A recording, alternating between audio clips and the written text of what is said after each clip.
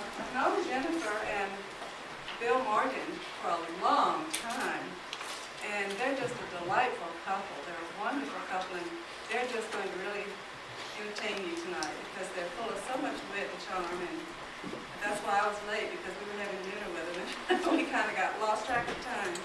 But Jennifer taught, she's from New York, and she taught public school in New York. And then when she came out to California, she met Bill and fell in love with Bill, and they were married, and she was teaching in a private Christian school here in California. And they have 3 children, and she's now homeschooling. So, and she has a wonderful presentation for children that I'm going to try and memorize, because I would love to teach a Sunday school class of children the things that I heard her talk about. And Bill is a mechanical engineer in designing things. I'd like to know what kind of things he's been designing for 23 years. And he's been teaching, and he's a wonderful, wonderful witness. He can just go up to anybody and start talking to them. And nobody trips him up. He's just so quick. I wish I had a wit like him. He's so quick with everything. He witnesses, and he's been debating for 17 years on creation versus evolution. And tonight he's going to talk about, you've all heard this, which came first, the chicken or the egg? And so it's really not that hard to answer that. But anyway, some people get stumped. He has a lot of questions here about how to answer these simple questions people ask you. Sometimes they do it deliberately to trip you up. Sometimes they really just want to know. You know, is the Bible true? How do you know it's true? And what about Lucy? What about suffering? You know, all these things. What about the dinosaurs? If he has simple answers, and I was like, what? I couldn't think of that. My mind just goes blank. I go, oh, well, because. Well, that's not a good answer. Just say because. Oh, well, I believe it. So, without any further ado, I'm going to have Jennifer come up and entertain us for a while. It will be very informative. Jennifer, thank you.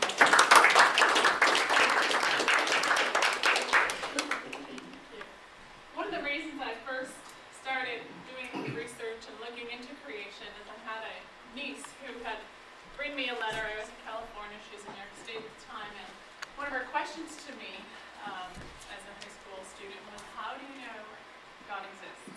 She struggles with that issue, and when I responded to her, part of my answer was definitely to include creation, because it's there. You can't touch God, but you can touch His creation, and there are many parts of creation to me that shout that there is a creator, there is a designer, there is just no doubt. And so it started me thinking and working and looking and doing some reading to find parts of creation that begin to get excited about what God has done. And He's awesome. And to include that awe of worship through His creation. And so let me just share Romans with you, talking about God. Romans chapter 1, for since the creation of the world, His invisible attributes, His eternal power, and divine nature have been clearly seen, being understood through what has been made, so that they are without excuse. And I think those 3 parts of God can be understood through His creation. His invisible attributes, His eternal power, and His divine nature through what has been made. And the creation is there for us to appreciate. So I just want to get you excited about creation, about some animals that God has made. And I can't take credit for doing the research. I've used some things from Creation Magazine. There's the Johnson and Omega Institute. And so I pulled from some different sources tonight. So I want to share those with you. Okay. Mechanical challenge, so I'm hoping that we're going to be good to go. Okay. Mallee fowl. This bird just fascinates me. It's from Australia, and it's not a very large bird. It's actually about the size of a chicken. And it is called a mound-building bird. I'll tell you what this dad does. He's a very busy worker. There is internet, sorry, I didn't do the library, can't find photos, the only thing was off the internet, so I apologize there. The dad digs a hole, and he digs this hole about 3 feet deep. And he piles twigs and leaves into this pit. And after each rain, then he buries the vegetation with sand to seal in the moisture. Wet vegetation starts to decay, and that decay starts to create heat. So he's working on something special. his wet vegetation. He moves material and keeps moving material so that he could build something that's about 15 feet high and up to 35 feet across. Now this is incredible, this mound, just a mound that he's creating. He's working, and he's working. He may move up to 3 tons of material to make this immense mound. Now the science behind it, wet vegetation begins to rot, produces heat, the pile begins to warm up.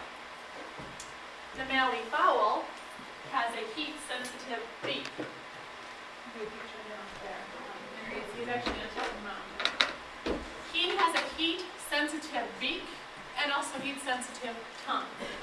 And what he does is he checks the temperature of his mound, and he's waiting for a particular temperature. It may take 4 months for this mound to get to the right temperature, which is within 1 degree of 92 degrees Fahrenheit. And he works to get this mound to that correct temperature. And when it's warm enough, he digs an egg-laying chamber. He's building a huge incubator. That was the purpose of his mound. He digs to find an egg-laying chamber, and the female comes and lays her eggs over a period of time.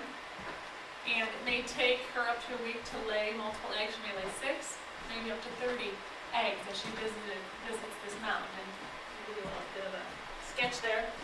So his egg chamber is within there. And after each egg is laid, then the male covers that egg with sand, like an incubator, keeping it protected. Now he is continually checking the temperature of the nest with his bill. He adjusts the layer of sand. It can raise or it can lower the temperature, so he knows how to take care of his eggs. If it's too hot inside, the rotting plants are really going strong. He can remove sand from the eggs to allow them to cool down. If it's too hot from the sun that day, then he can add sand to insulate them to make them warm on the inside. And if it's too cold, on a cloudy day or just a cold day, he moves the sand away so the heat of that sun can penetrate and get down to that mound and to those eggs. Always within 1 degree of 92 degrees Fahrenheit. Is heat-sensitive beak and tongue. The mallee fowl works and works and works to build this nest. Now, the eggs hatch about 9 weeks later. The chick has to find its own way out. It may take 2 hours up to 15 hours for that chick to work its way out of that egg chamber, and it goes over off into the shade or off to the bushes to the side, and it rests the rest of the day. The next day, they are ready to go. 24 hours after hatching, they can fly. And they have no contact with their parents. They're done to go and fly the rooster. They're on the nest. They're on their own as soon as they hatch. Parents rest for 1 to 2 months, and then they spend another up to 11 months preparing and making the nest for the next year's brood. 2 years of age, at 2 years old, these animals are able to mature, well they're mature, and they find mates of their own and they're ready and able to start their own nests. How did that happen? No contact with their parents. They're able to go there and do and create and build this mound for their own family. They had no contact with their parents. Incredible labor of love on behalf of his dad, working hard, and yet no, gee, thanks Dad, you worked really hard, I appreciate it. Off they go, and yet they know. Instinct, pre-programmed knowledge, designed by God, internal knowledge that they have. Design or random mutations, which should you choose in that one? Design. And they are able to make and then defend their nest. So mallee fowl is that bird. It is found in Australia, and unfortunately, Australia's not in our backyard. And I did meet someone and I asked them, I said, so we asked you a question about the outback and this mound building bird. What are there mounds? What happens to them? And he did say that in the outback there are mounds all over the place, indeed, because they're huge. I'm thinking, what, it must be amazing to see, and I'm sure at some point that probably something else repurposes or lives in it, because probably the termites take over and do. So hopefully some other animal shares that after that part, work with that dad. We're going to go a little bit smaller scale. We're going to go to something that you cannot see with your why you'd need assistance to see it, like a microscope to magnify this. It's a mite, and it's called a hummingbird flower mite. Tiny spiders, and they like to eat the pollen of a camellia flower. And they are only 2/100 of an inch, so we can't see them without somehow. Don't start scratching as soon as I say that. All the mites, wow, they're just and plenty that we have. In one sitting, they'll eat 40% of the nectar and 50% of the pollen of a blossom. So 40% of the nectar and 50% of this blossom. And this nectar is only available one morning and then the flower starts to die. So they consume it all and then they have to go on. So some mites will just crawl over to the next blossom or crawl on to the next flower to reach tomorrow morning's nectar. But others of them have an amazing way of traveling from one flower to another flower. And they are called hitchhikers in this world. They travel to a new neighborhood by hitchhiking. They use hummingbirds. So let's talk about hummingbirds for a minute. Hummingbirds. Attracted to the camellia flower, they hover over this flower for 1, 2, 3, 4, about 5 seconds, enough to get a quick sip. And in that 5 seconds, the mites have a job to do. They have to get on the bill, and they have to scramble for a nostril, but they have to avoid being eaten by that swirling, flickering tongue. So how fast do they move? Well, mites can move 12 body lengths per second, which for a mite is as fast as what a cheetah's speed is. So this animal can move 12 body lengths a second, which for them is about 3 centimeters. The mites have no eyes, and they're very picky about which flowers they want. So, how do they know? How do they know which one they want? How can they tell? How can they sense these? Well, God gave them tiny hairs on the front of their legs to tell them all about their surroundings. And these tiny hairs can tell them who their neighbor mites are, if it's female, if it's male, if they're young, if they're old. And he gave them a super sense of smell. And that smell is on the tip of the tiny hairs on the front legs. It's important to have that sense of smell because hummingbirds do not smell these flowers. Humans cannot smell them. But the hummingbirds breathe very fast. In fact, their wings are beating 100 times a minute. So they bring the smell up into their nostrils for the mites. Now, when the mite smells a new blossom, they have no more than 5 seconds to get off, scramble off, and they leap into an unknown and hopefully not too crowded flower. And then they have their lunch, dinner, breakfast together. 40% of the nectar, 50% of the pollen. Now, to make more mites, this particular animal lays up to 6 eggs in just a few hours inside the flowers. And then they hatch and become an adult in a week. So this is a pretty short or brief time for these animals. And most of these flowers that these hummingbirds get pollen from, the mites are looking for new homes every day. Because a lot of this only lasts one day. We blossoms and then moving on to the next. So hummingbird flower mites, the hitchhikers, getting a ride on the hummingbirds. Let's talk about another different kind of frogs. And this amazed me when I first studied and looked at this animal. I just was so fun to talk about. But frogs, just to talk about the whole order of frogs, vertebrate class. Frogs and toads are different. Frogs have a mucus-covered skin and long legs, and toads are actually dry or kind of rough skin, and they're shorter-legged. And did you know that frogs leap and toads hop or walk? A little bit different locomotion. Sizes for frogs, size range could be 1/2 inch up to 1 foot, which is the African giant frog. Kind of mess him, but he is out there. And the development of frogs, this just kind of gives a little bit of a background. To look at that, the metamorphosis that this animal goes through, tadpoles have no jaws, lungs, or eyelids, and they have an exoskeleton, or a skeleton of cartilage, sorry. After a period of growth, they go through a striking change, and I just want to share a little bit of this with you. Bear with me here. The tail is lost, and the limbs appear. First to appear are buds, which grow into hind limbs. Much later, the front limbs emerge, and the tail begins to shrink, being absorbed by the body.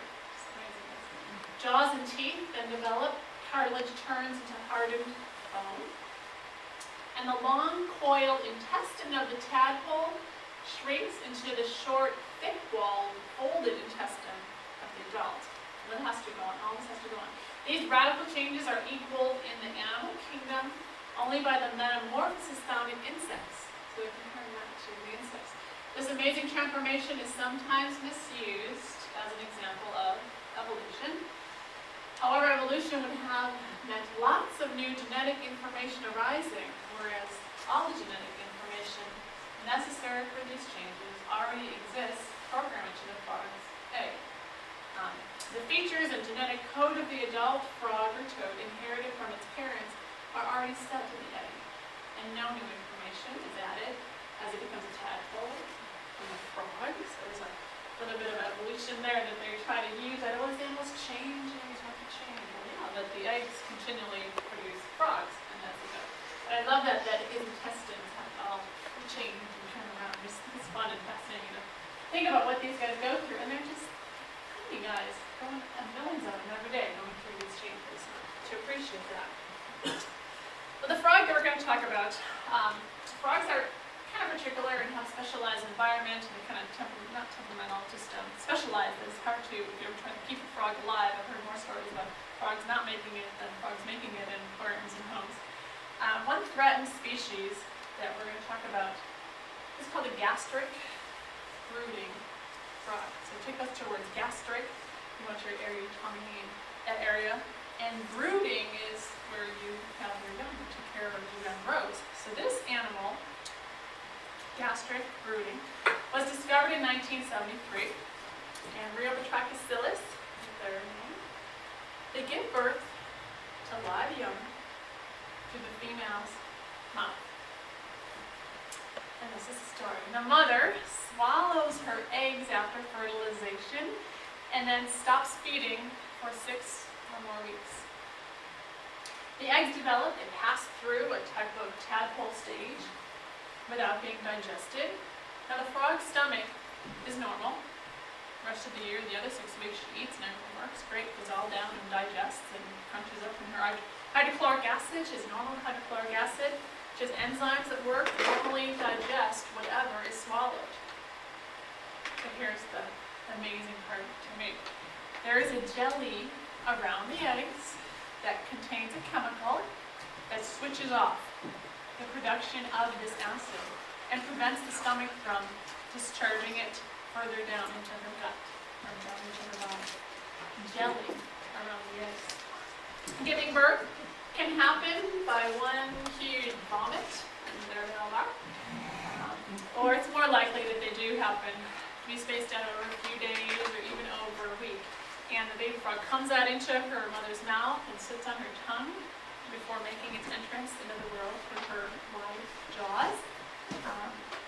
Sadly, this species has not been seen since 1981, so it's not there to see it, but we do have photos for you. They're amazing. Why does this happen? Why? Is this a better plan? Is it worse? I just think God does this to wow us and to amaze us and to humble us of who He is as a creator, that He can do whatever He wants in creation. And I think we're just scratching the surface of His creation and what there is out there, animals to see and to discover and just to be wowed by who He is as a creator in this world and what He has done and what He has made. God has a unique plan, and we marvel at His creation. So Rheobatrachus is called a gastric brooding frog. If you check it out.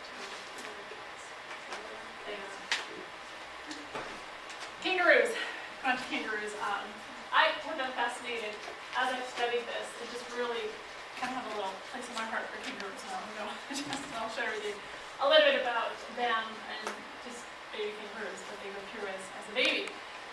we see them, those are an animal that we don't see in our backyard. We have to go to Australia or a zoo. And they have some special features that I feel really do show us an amazing God as a creator of kangaroos. They're designed so that they have a better chance for survival.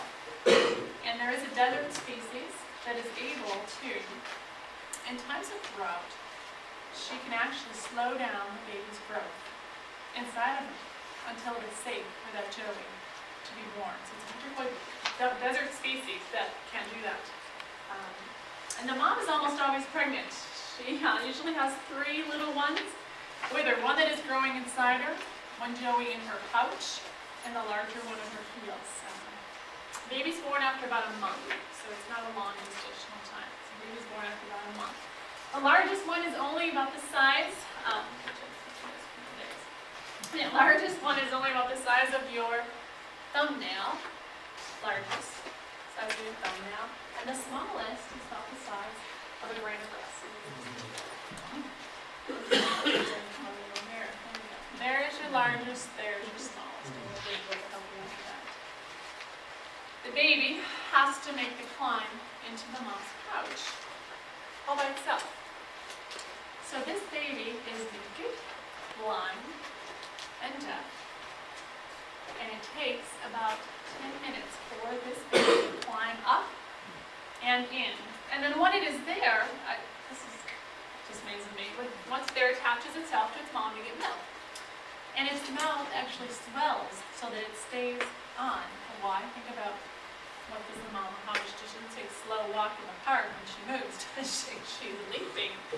And that motion, and so the mouth swells on, so it continually can nurse on mouth and it just stays put.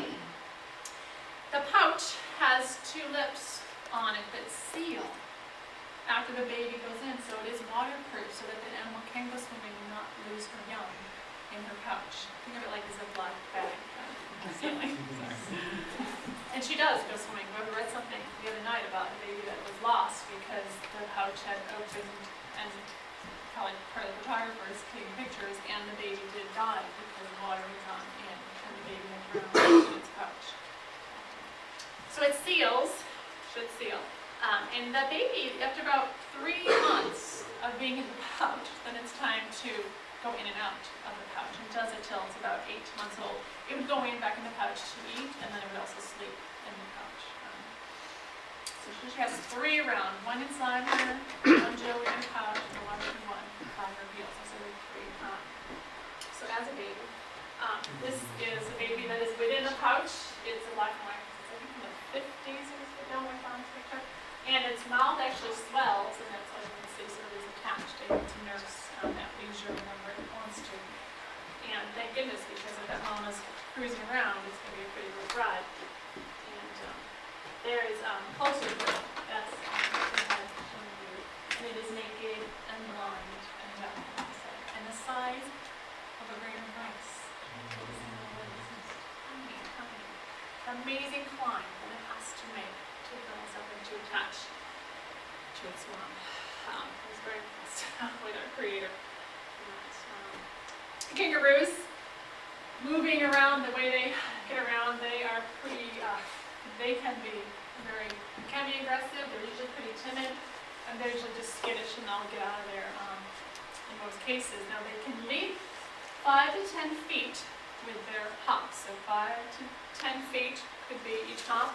Now when they are chased, that distance has been, it increases, and it has been measured to be 27 feet when they're being chased. And I'm sure it's not forever that they do that kind of sprint where they get themselves out of danger. Females are called flyers, and they do move faster than the males, who are called boomers. Good reason for the females to be moving faster when they've got all this mama going on. They've got one inside, one in their pouch. They're busy, the mamas, and so they protect. They do move faster than the males, or the boomers. And it actually takes more energy for these animals to be still. They would prefer to leap or run or be in motion because this animal doesn't have a diaphragm like we do. Diaphragm is a breathing muscle and it helps push our air up and out of our lungs. This animal uses the impact to push the air on its lunge. So if you watch them, they don't stay still for very long. And I'm not sure, as I'm thinking through that processing of sleeping, resting, how do they do? There must be some mechanism that they use for resting. So they use the impact of landing pushes the air out of their lungs, so it's not hard for them. I leap across a room, I'm out of breath. This animal is not out of breath. They're good. Another defense that they do have is their clawed hind feet, back feet, and they're usually, as I said, timid, shy, but when they're threatened, they can really hurt. And if you've ever seen us, we didn't do it, okay. We had where they were going after each other, and they are amazing. They'll use their tail to support themselves, and the males get pretty rowdy, and their boxing, it seems to be, and they'll draw blood. They'll get really aggressive, and they use their tail to get up there and they troop and use their clawed hind feet, and they do have claws on those hind feet, and they can hurt. So I want to wrap up with that and just share with you my scripture that I just really, as I look at these animals, we could spend a lot of time on creation of animals and to appreciate them, but to put the focus on our Creator and not on the animals, because He did make the animals, we enjoy and appreciate them, but pray that they direct you to who is the Creator and who is the Designer. And there's a verse in Colossians that encourages me and I hope encourages you about God and His, I'll say His job, part of who He is. For by Him all things were created, both in the heavens and on earth, visible and invisible, whether thrones or dominions or rulers or authorities. All things have been created by Him and for Him. And He is before all things, and in Him all things hold together. And when there's times when you feel like you're the only one going through stuff or going through yucky stuff or problems or crises, He is the one who is holding it all together. You think of the size of the heavens, down to the microscopic things that are going on in your blood cells every day. He is the one who holds it all together. I want to encourage you in Colossians 1:16 to 17. Amen. Yeah, sorry. But a humor for you guys. Can we go back? Okay. I want to wrap up my part of sharing with you tonight. One of the reasons I wanted to be brief is because my husband is far superior and wonderful and has a great presentation, and I want to allow him as much time as he can to share, and also to share something that's, there's something going on in the intelligent design world, and I want to let him share that with you. Also some news about that. So I'm going to do you want to do your I'll do segue? the business. Okay, I'm going to turn it over to Bill. There you go.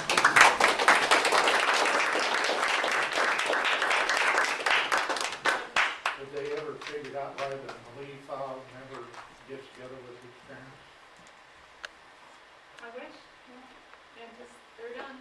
Labor of love. Labor of love. She made a mistake when she said I'm far superior. It's ninth commandment. She finally regrets. Remember that? But one thing that she talked about is this: could you imagine if humans had to fast for 6 weeks or else birth would be unsuccessful? We have no people. The frog denies itself. But all I'm going to do now is just talk a little bit about the books, and then there'll be a break, and then I'll go into my stuff. You'll all be getting a free comic book with a lot of other stuff on how they take bones and rocks, dinosaurs, and stuff like that. Back there, there's free bookmarks. Take a bunch. Anytime you get junk mail with postage paid on it, you got to put a Christian tract and mail it back to them. Amen. Do it all. I have a whole bag that says junk mail whenever I go through my mail, and you can put the bookmarks in there. I got books for only $2. It's called Refuting Evolution. PBS spent a lot of money to make a pro-evolution series. The goal was to get it into all the biology classes. And this book is written by a PhD in chemistry who refutes all of their points. So you know PBS got their supposedly best, most current arguments. This book refutes them all. $2, and it's out of print. I hate to say that. They sell them for $2 a piece, and I bought their last 1,000. Our garage was filled. I hid them all at work. I was telling my boss I got boxes of them. But it's out of print. It's really discouraging. This book is $10, Tornado in a Junkyard. It reads really easy. Very skilled writer. Have you read it? Recommend it? This book is more of a reference one. Very handy. But this one you can tear through like a really well-written novel. Very funny, very entertaining. each chapter is on a different topic, like this, the monkey trial, Scopes monkey trial, thermodynamics, astronomy, fossils, very, very easy read. It's only $10, it's $18 in the stores. I've done a few debates. I would love to debate more. Why don't I debate once a week? What do you think? Evolutionists won't debate. They're too smart. They love to bully kids in the classroom, but they won't publicly debate if they really believed that they would. Well, this person did at USC. Dr. Michael Arbib is his name. He's been published 168 times last time I looked. MIT, PhD, genius. He's taught math, he's taught evolution studies, computer science, but he will never debate a creationist again. But I was very polite and respectful, but he studied the evolution of ape language. That's what he's doing at USC right now. But take a look, they cannot present scientific evidence for their belief. And you can see the debate, this is only $5. And a few weeks ago, actually in July, a friend said, Bill, how many people have heard the George Norrie show on KFI 640 AM? They interview a bunch of kooks and nuts, and so they had me on. Great. My friend said, Bill, why don't you try to get on the show? And this is all I did. You guys could do the same thing. I sent him an email, the Coast to Coast AM. It's a nationwide show. And I said, I'd be interested in being interviewed for your show. I believe in creation and a young earth. The producer called me, talked to me for 5 minutes. He said, send us a biography and 20 questions we could ask. And I was on. It was as simple as that. And it was for 3 hours. I have the DVD. It's only $3. CD. So it'll play in your car no matter what type of car you have. And just one little highlight is, there were a lot, but Norrie admitted to the audience that he does not believe in the theory of evolution, which is great because a lot of people probably really look up to him. He thinks aliens planted life on Earth. But at least he doesn't believe in the theory of evolution. Maybe it'll get some of his people thinking. He was very respectful, very polite man.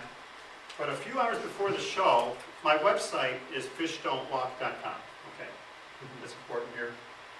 I'm getting ready to prepare for the show, just to get ready, and something hit me. Maybe it was from God that said, research walking fish a little bit more. So I do the show, it comes to question and answers. Guess what the very first question was? Walking fish. There's walking fish in Florida. They're called the walking catfish. Praise God, I just researched it 2 hours earlier. And I said, sir, there's fish called the walking catfish. There's the snakehead fish and mud skipper fish that people say that walk. None of these fish walk, they crawl. Walking is supporting your body weight on a limb. These fish's body weight is supported by their chest. They're not walking, they're crawling.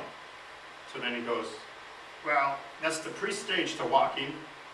Wait a minute ago you said they were walking, sir. Would you just admit that they're not walking? And he hung up. But anyways, we should feel compassion towards the evolutionists, not anger. They're hanging on to a lie for some reason, and we shouldn't feel anger for some reason. He just wants to believe fish can walk. He doesn't care what the evidence is. But anyways, that's $3 back there. A little break now, I guess, right? And then I'll do my spiel. Chicken and the egg. Okay. Oh, how long of a break do you want to take? I mean, we don't have to break right now. We can go ahead and let you talk. How long will you be speaking? I have 400 slides, so about 6.5 hours. No, I can go down, thanks. Before anybody leaves, can you pass out the pamphlets? Why don't you talk for at least for half an hour yet before we Okay, take a break? I'll go for a half hour, then we'll get you your pamphlets. Turkey pig. Evidence of design. Talking pig, is that evolution? Well, Jen was talking about frogs. I think I'll tell you a joke that I think is funny. You've heard it, don't say it. An engineer was walking down the beach and he heard, help me, help me. He looked and it was a frog, a talking frog. And he picked it up and the frog said, please, give me a kiss so I can become human again. The frog says, oh. He puts it in his pocket. And the frog said, please help me, please help me. Takes it out and the frog goes, look, you give me a kiss I'll become your girlfriend. The boy puts it back in his pocket. He goes, please, what's wrong? He goes, I don't need a girlfriend, I'm an engineer, but a talking frog is cool. How many engineers here are there? Oops, I'm an engineer, and the only reason Jennifer married me was I got her out of Buffalo, New York. Got her out here in California. She's a prize. Now, my background is I was raised going to church every single Sunday. I felt if you suffered intense boredom for 1 hour, you had to go to heaven. Anyone raised in that type of church? Hard pews and things like that. At the age of 14, my biology teacher, who I highly respected, taught me as if the theory of evolution was absolute scientific fact. If you denied it, you were a brainwashed Christian. Your mom or dad or someone had brainwashed you and you were denying science. How many people have run into people like that before? Well, I said, okay, and I'll talk about it a little bit later. I said, I believe in science, and for about 12 years, I would have considered myself an atheist who thought the theory of evolution was great science. I'm skinny, but I did work construction. One summer, the whole crew were born-again Christians, and they witnessed to me constantly. They were very nice, we were buddies, we played softball, we went on little trips and stuff like that together. And I had seen that these people had been transformed. One guy had a tattoo of a monkey on his back. That meant he was hooked on heroin. Another guy had been hooked on cocaine. Another guy had been hooked on alcohol. And they were clean now. This crew had been hooked on everything except phonics. Amen? Okay. So they told me about Jesus and God and the Bible and heaven and hell. And I said, I'm glad that works for you. I'm an engineering major. I believe in science. And I dismissed their witnessing. And I really didn't give it any credence. At the age of 26, I got a little Big Daddy comic book. How many people are familiar with Big Daddies? Little pocket-sized comic book. First thing it said is, thanks to Dr. Bolton David Heiser, PhD from Johns Hopkins in zoology for helping to make this book. How many people remember Dr. Bolton? He just passed away recently. And I said, a PhD from Johns Hopkins believes in creation? I couldn't imagine that. And so I gave it credence, and I read the comic book. And the second thing I remember was the absolute absence of a fossil record to make the monkey man. And I looked into it more and more and became angry that I'd been lied to. Now, and then I dove into, I said, well, I better check out the Bible and seek God. My favorite verse is Matthew 7:7, seek and you shall find. I wasn't seeking at all until the creation versus evolution issue was settled. Then I started to seek. And one of my handouts is a list of many PhDs that you guys will be getting. But I'm a huge fan of intelligent design. I know a lot of creationists are not.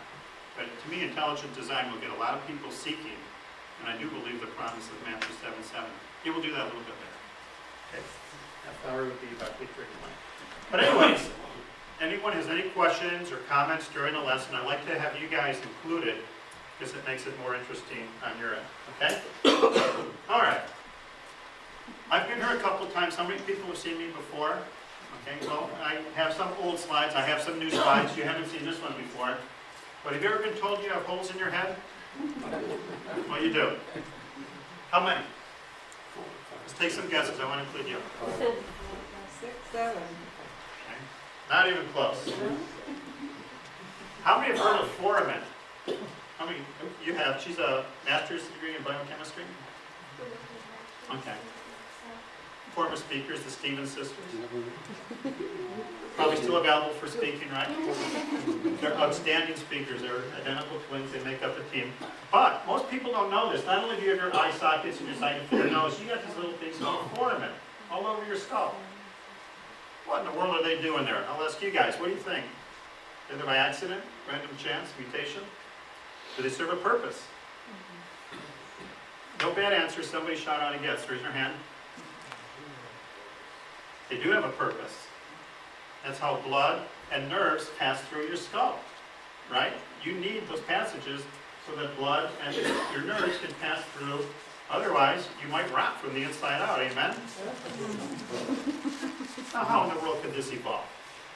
Did you have nerves and blood vessels coming against the skull when people were dying? No. Did you have, just by chance, holes there waiting for a nerve and a blood vessel to evolve? Absolutely not. Beautiful design. like threading a needle. One neat thing is that his are not at the same place as his or hers or hers. They're in different spots in the job. You follow me? They're not an identical spot. And here's a couple on people who have been deceased, of course. But the needle is always thread. The neat thing about creation is it can keep you humble. Amen? A lot of Christians think God's an equal or inferior, begging to be our friend. You look at creation, it's like, wow, I'm just humbled before you, Lord. Beautiful little design. And of course, the human body has many more. Uh-oh! This slide is about 2 hours old. Who's this for 10 points? Someone raise their hand. Or- Michael Moore.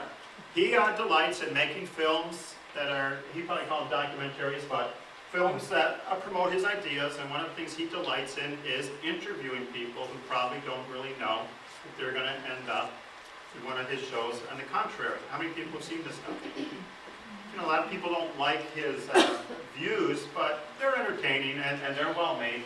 But he likes to make things on like global warming, the healthcare, big business, gun control and stuff like this.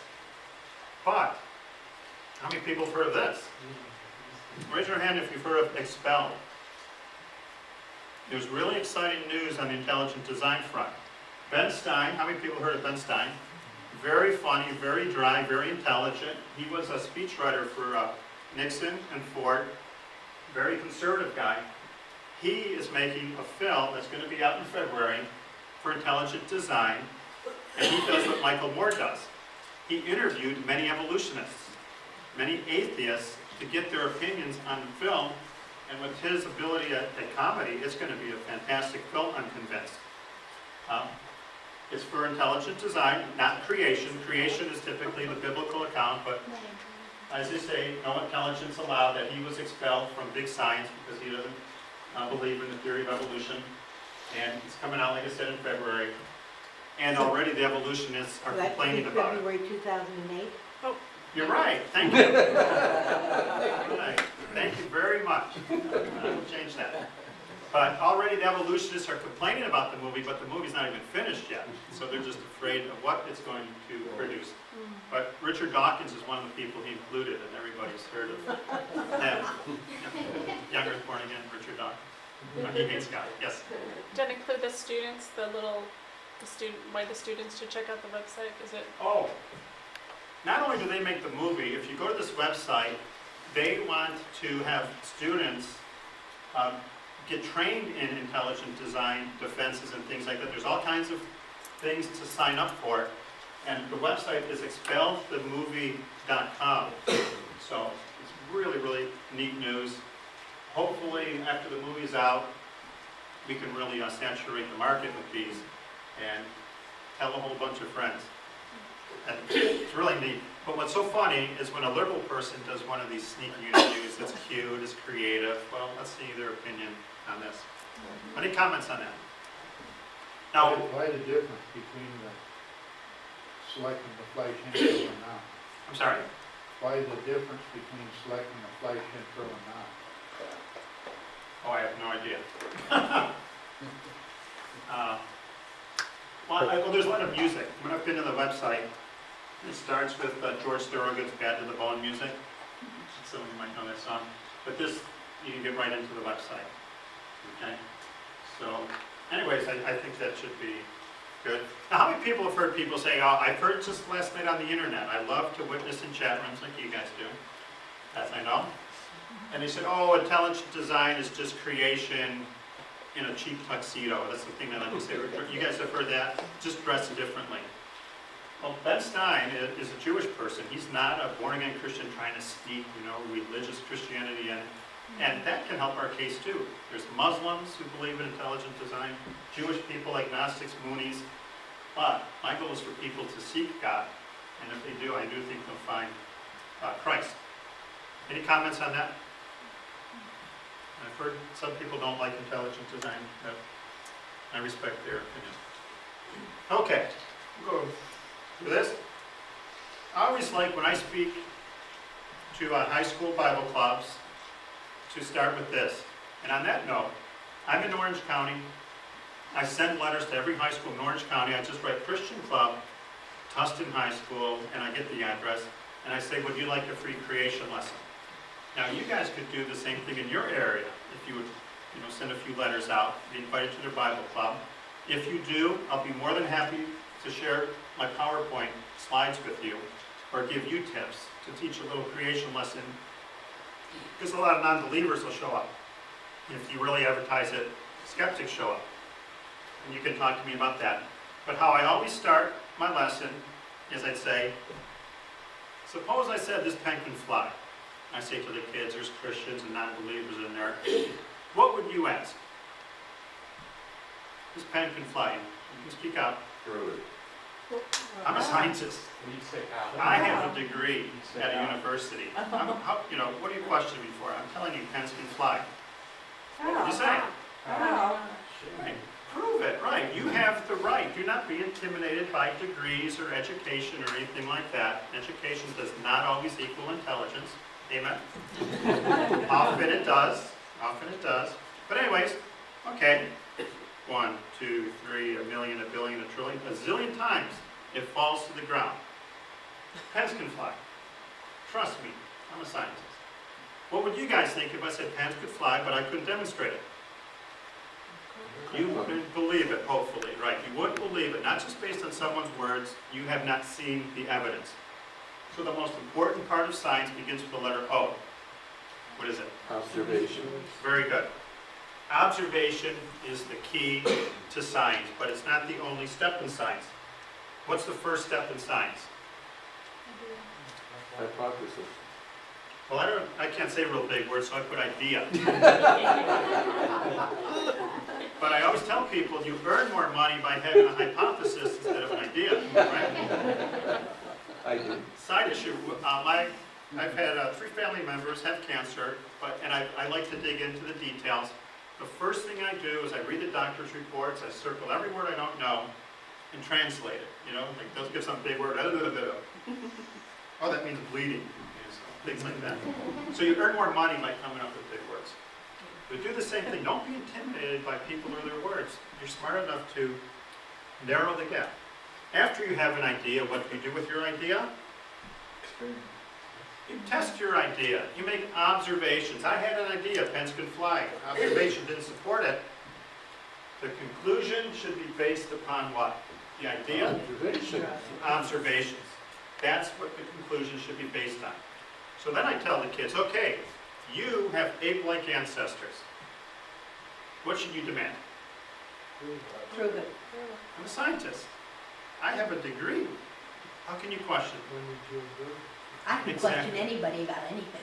Good, good. Always ask for the evidence. I will give you evidence against the theory of evolution. There are 6 billion human beings on this planet. Every single human being has what type of parent? Human. What about grandparent? What about great-grandparent? Great-great-grandparent? Every flea born on this planet came from a what? Every tree came from a what? Every bee came from a... If the theory of evolution is true, why isn't there one living organism alive today to support it? Think. We've got fantastic humans, fantastic apes. If the theory of evolution were true, this would be true. You got an ape in a cage at a zoo. You pay $50 to look at the ape. Nothing on this planet gets a $25 family discount because it's a very close relative in the cage. You're either in the cage or paying $50. If the theory of evolution were true, there should be all kinds of knuckle-dragging, half men, half apes still alive today, right? There should be half bees and half whatever, half trees and half whatever. They believe lizards are the ancestors to birds. We've all seen 1 million birds in our life. We've all seen a few hundred lizards.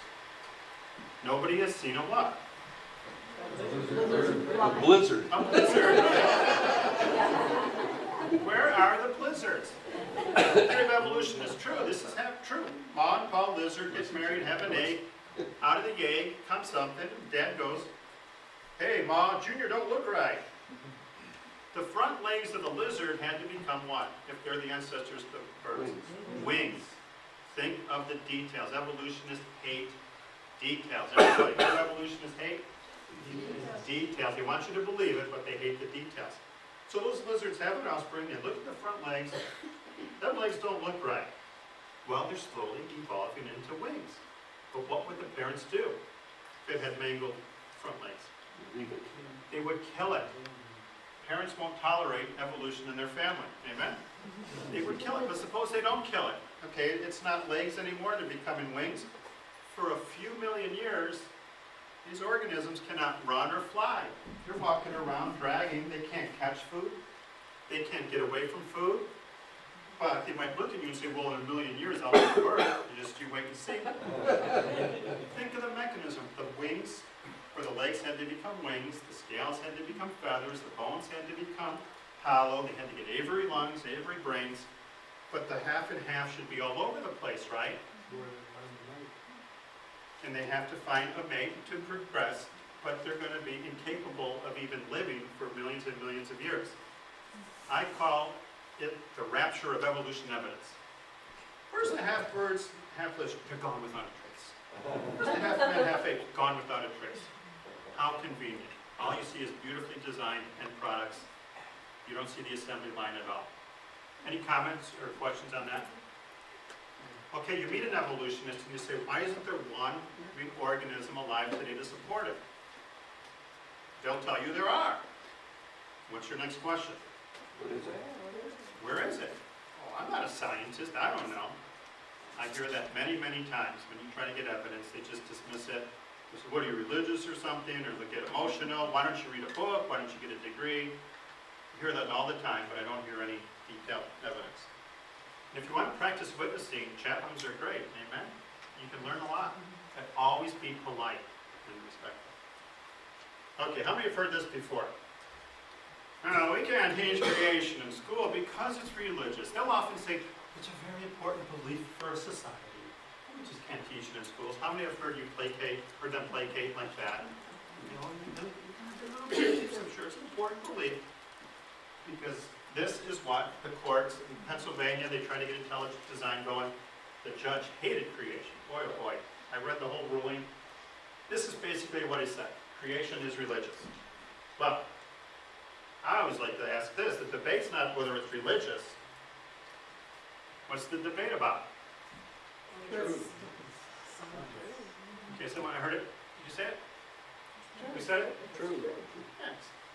Not whether it's religious. Is it true or not? Follow me? They want to say it's religious. Call it whatever you want. Is it true?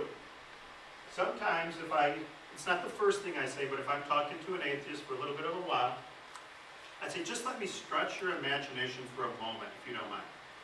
Just imagine for a second that people can only make people. Fleas can only make trees. Ants can only make ants. Just imagine that is a genetic biochemical fact. Aren't we looking like a bunch of jerks here in the United States by saying, we can't teach that, that's religious. We got to find something else. You follow me? If it happens to be true, and we're not teaching it because a lot of people say it's religious, we're looking pretty silly. The schools and science should pursue what? The truth. Whether you like the implications or not, that's what the pursuit is. Don't get into, this is my advice. For a lot of people say, well, evolution's a religion too. I believe it 100%. Don't get into Webster Dictionary debates about the definitions of words. Get into truth debates, okay? Whether it's true or not. They call it religious. Bring it back to whether it's true or not. Okay? So, quick witnessing tips. How many people do share their faith? Okay. How many people are willing to do a little bit of risky witnessing? Any of you? Not too risky. My 2-year-old, I take him, and actually when my daughter was a week old, she went. What we do, you might know this, is the comic book that you'll be getting, I have a new cover that's irresistible. It's got an ape, a dinosaur, chicken and the egg. What we do, and you have to pray about this, is we go to high schools, off-school property where a lot of kids walk by, make copies like this, dress nicely, no sunglasses, and simply say, good morning. good morning, good morning. You might not have one person ask a question the whole day. And they take it and, or they reject it, which is fine. You don't force it on them, you don't block access, and they go off to school, and in their little hand, they've got a creation versus evolution packet. Now, the way I got started in this, when I was a new Christian, I thought about my chess. I used to play a lot of chess.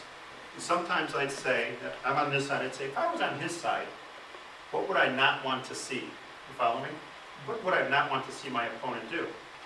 When I became a Christian, I said, if I was Satan, what would I not want that geek to do?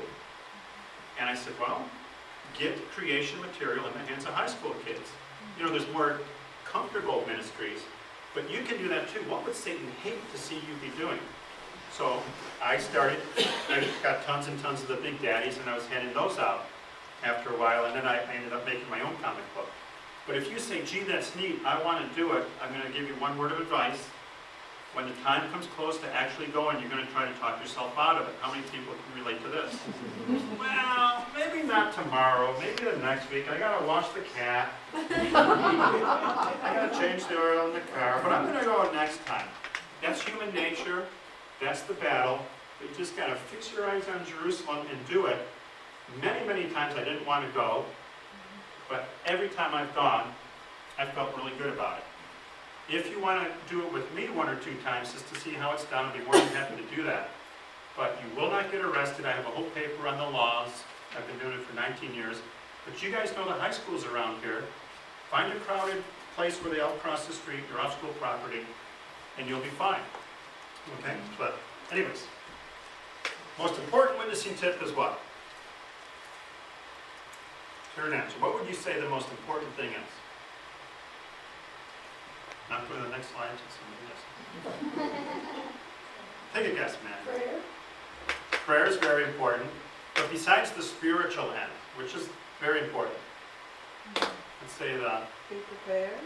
be prepared. There's something even more important than that. Friendly. Ah, very good. 10 points. You gotta be nice. You gotta be polite and respectful. Suppose you're the world's most intelligent creationist, and you talk to someone and say, "What an idiot you are for believing that stupid stuff. Where did you get your degree? And man, are you dumb?" What are they going to be thinking? Get away from me. I don't want to be insulted. They're going to turn you off and get away. Paul says in 1 Corinthians 13, if you don't have love, you're a clanging cymbal, right? You're annoying. We can't be annoying. We have to respect our teachers, our coworkers, our friends, and treat them with, I have a very important gift I want to share with you, not I want to beat you up and make you feel bad. So if you don't have that attitude where you care about the people, don't go witnessing, okay? But you've got to be nice. After you're nice, witness like Jesus did. Ask questions. I counted the red question marks in my New Testament. Guess how many questions Jesus asked in the New Testament? Raise your hand, I'll take 3 guesses, and I'll give a free book to the closest guess. The $2 book. Raise your hand. Yes. 50. 50? Yes? 200. 200? One more guess? 17. Oh, you should have said 201. You win. You get a free book. 314. He got, and it's a fun study, question after question after question. Do you ever think he asked a question to learn? I don't believe so. Every question he asked was to initiate a conversation and to begin a witness, or sometimes a lesson. Same thing with you. The best way to start a witness is to what? Ask a question. Suppose you meet someone who says, well, I believe in a theory of evolution. Why? Perfect. One word question, why? It's a very, very powerful question. Suppose someone comes up to you and says, I'm an atheist. What question do you ask? Why? Why? Okay, why is a good one, but I'm going to give you a better one. Every time I meet someone who says they say, I'm an atheist, I ask them a question. I say, swear to God? They say, yes.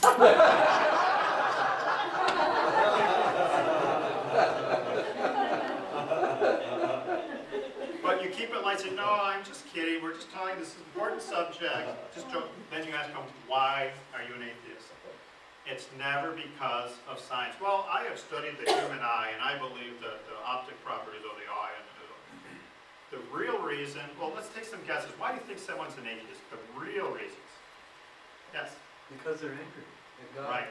I think that's a very big reason. Bitterness. You know why? My best friend that I play volleyball with is a hardcore atheist. He doesn't want to hear too much about God. His wife told me they had a one-day-old child die. Ever since then, he's just turned off his heart towards God, and he chooses his life to be bitter towards God. What's another reason someone could be an atheist? God disappointed. Right, right. Bitterness. Anything else? They're angry at others. All the Okay. chaos going on. Pardon me? All the chaos going on, it seems like it's out of order. Okay. Things that seem out of order, which is often bitterness. Yes. Sure. If they've been taught this their whole life, I want to emphasize it. Just because someone is an atheist or an evolutionist does not mean they have horns and they are evil. They've been taught it their whole life. So I guess it's true. A lot of people just say, that's what they've taught me from kindergarten till I earned my PhD. I guess it's true. Peer pressure is a big reason. Okay? And those are the people I hope to reach. Someone open-minded with the peer pressure. Besides the other people as well. What's another reason? Yes? They don't want to change their life. Yes. The rules in the Bible, are they real easy to keep? No, it's a struggle, a daily struggle. A lot of people say, I don't believe in those rules because I don't even believe in God. So those are the main reasons. Peer pressure, it's all they've ever been taught. They don't like the rules. And bitterness.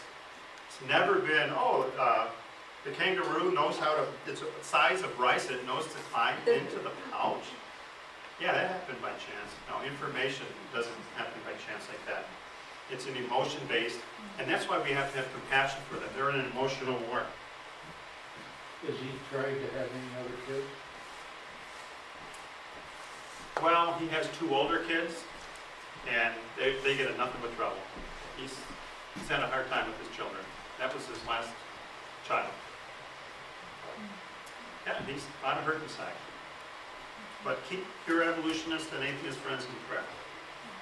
Okay, after you ask a question, often hard for people, you listen and you don't interrupt them. Wonderful thing happened once at Cal State Fullerton. A non-believing kid said to me, you're different than other Christians that witness here. I said, how? Guess what he said? You listen. You listen. Oh, that's nice to hear, but I wish other people did too. If you are witnessing, let them talk 20 minutes if they want, okay? They will enjoy the conversation. Even when you're done, pause, okay? Let them go as long as they want. And then, you gotta practice. How many people here play or used to play sports a lot? Any of you? What was your favorite sport? Or is? Baseball. Okay, how did you get to be better? Practice. Were you great the first time you played? No. No, but did you quit? No. Second time you got a little bit better, third time a little better, et cetera, et cetera. Sometimes people say, oh, I witnessed once, it went terrible. That's how you learn. You learn by your mistakes. But if you're nice and you don't keep it a fight, you ask questions and listen, and if you're not afraid to say, I don't know, can I get back to you? You want to have all the answers. But if you're not afraid to say, I don't know, I'd like to get back to you, or can you give me more information on what you said? There's nothing to fear. You don't have to know everything. You won't die, and neither will God if you don't have an answer to something. Okay. All right, let's see. Well, why don't we take a break now? And I'll just let you dwell on this guy for a little bit. Imagine that's your college roommate. You pull a Bible out of your suitcase, and that's your roommate, and after the break, we'll talk about this guy. Actually, it looks like my granddaughter. I went to Google, I typed in anarchist, and found his picture. True story. That's the guy, emotional guy.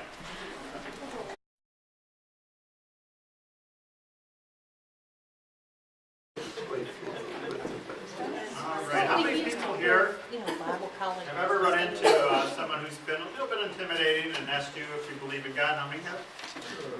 Well, suppose this guy asked you, how many people would say, yes, I do believe in God? Okay? Suppose he asked you a tougher follow-up question, why do you believe in God? Don't be embarrassed. Who would not have a quick answer on the tip of your tongue? Don't be shy. A lot of people don't. Okay, one honest person, 2 honest people. Okay? When I was 13, I was barely hanging on to my belief in God. My best friend was an atheist, and I still remember it. I was in the backyard of my house. My sister was standing to my right, and my friend, his name was John, said, Bill, do you really believe in God? And I said, yes. And he said, why? I said, ask my sister, she's older. It's absolutely true. I dumped it on her, and what she said is, well, it was a hill with 3 crosses, and Jesus died on the middle one. And I said to myself, what a lousy answer.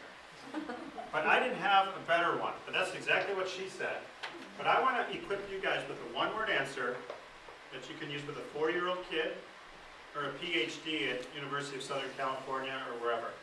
One-word answer, if you get asked, why do you believe in God? And what is it? Let's win round 1 of the little boxing match. You can easily win round 1 and build off of it. So that guy asks you again, why do you believe in God? Within 2 seconds, you say what? Design. Now, the one thing, if I ever get the ear of an atheist, this is the one thing I always like to share with them. First, hold on your hands and try to see if you see any veins flopping around down there. I like to do that, and I ask an atheist, I say, do you know how many miles of blood vessels are in the human body? Who here wants to take a guess? 5 miles per pound. Oh, okay, 5 miles per pound. They taught us in school is 185,000 miles of veins, arteries, capillaries. Okay, 185,000. That's what we were taught.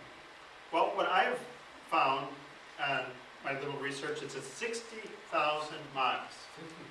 Yeah, that's on the front page of your comic book. If you're witnessing to someone, you show them that, let them guess. They usually guess C, but it's 60,000 miles. I tell them, you have 60,000 miles of blood vessels in your body. Enough to circle the earth 2.5 times. I'll give you guys the advanced version. Some of the diameters of some of your blood vessels are so tiny, only 1 red blood vessel at a time can pass through it after the nucleus has fallen off. Every second of your life, you have 3 million red blood cells dying. Your body constantly has to make red blood cells because it's designed for the nucleus to fall off, and they only have about a life of 20 days after that. And they have to fall off to fit through the tiniest pipes. Now, one thing I do at work is I design piping systems. Sometimes they look like they were designed by chance, but they weren't. That piping chain has to have work by design. Would anybody believe, suppose you're talking to a skeptic, would anyone believe this 3 foot of tubing happened by chance? Oh, somebody smart designed it. What about 60,000 miles of blood vessels in a human with just the right diameter for 1 red blood cell at a time to pass through? Do you think that is design or chance? You ask the skeptic, what is your best explanation? Is this a design or did it happen by chance? What's your best explanation? What they will always say is this. Well, not always, but they often say, nobody really knows. It's a mystery. How many people have heard that before? They say, well, that's why I'm an agnostic. I really don't know. And I respect agnostics. Some of them are really trying to figure it out. But I didn't ask them if they knew if this was design or chance. Did anybody catch the key witnessing question? I didn't ask them if they knew. I asked them for what? What's the best explanation? Very good. Thanks, Ed. I didn't ask you if you knew. What's your best explanation? Let me discourage you guys just a little bit. No matter how devout and holy you are, you do not 100% scientifically know that God exists. But through science, it's by far the what? And before you get too depressed about that, without what, it's impossible to please God. Faith. There's still some faith involved. But the question is, what is the best explanation? Went to a medical doctor, and I brought up creation, evolution, and I always ask this question, what is your opinion? Let them go first. He said, well, I'm a medical doctor. Of course I believe in evolution. You know, he believes in evolution, of course. So I asked him about the 60,000 miles of blood vessels. He was pretty close with the answer. He said like 50,000. I said, well, do you think a piping system of 50,000 miles happens by design or chance? His exact words were this. I don't believe there was a virgin birth.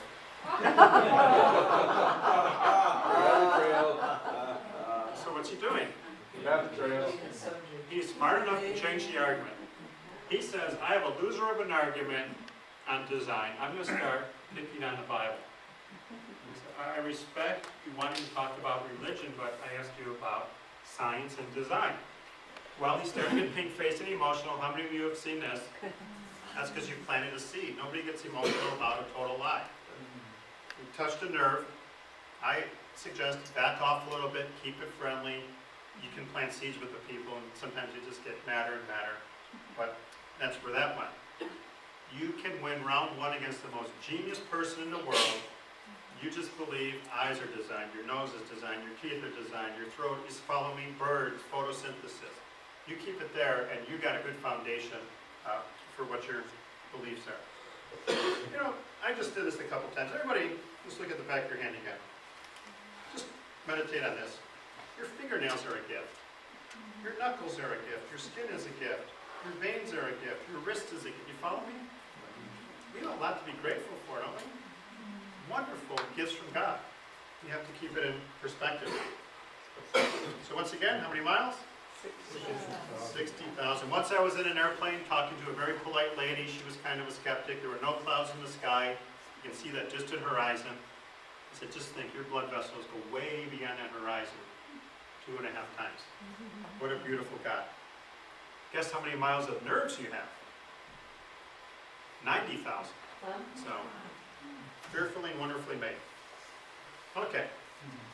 Who knows what that is? Some of you have heard my lesson. Harvey, what'd you say? Nope. Good picture. Ah, very good, you remember. It's PowerPoint of Mount Rushmore. It used to be an overhead, now it's PowerPoint. Okay. Mount Rushmore's in South Dakota, sir. It's not Yeah, here. I know you know. Suppose I was a tour guide, and I had 100 smart people from China. They'd never heard of Mount Rushmore. They'd never seen it until they're right in front of it with me. I get out my laser pen and I say, this happened over billions and billions of years. You have to wave your arms when you say billions and billions of years. And I say, we think about 730 million years ago, a glacier came by and carved out those lips. About 69 million years ago, lightning struck and carved out those nostrils. You notice if I sign a date, it sounds like I know what I'm talking about. About 34 million years ago, animals pecked away and that mustache happened by chance.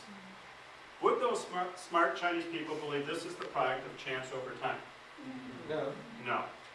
Now, very important, they wouldn't know who made it, when it was made, why it was made, or how. But there's no debate about what. It was me.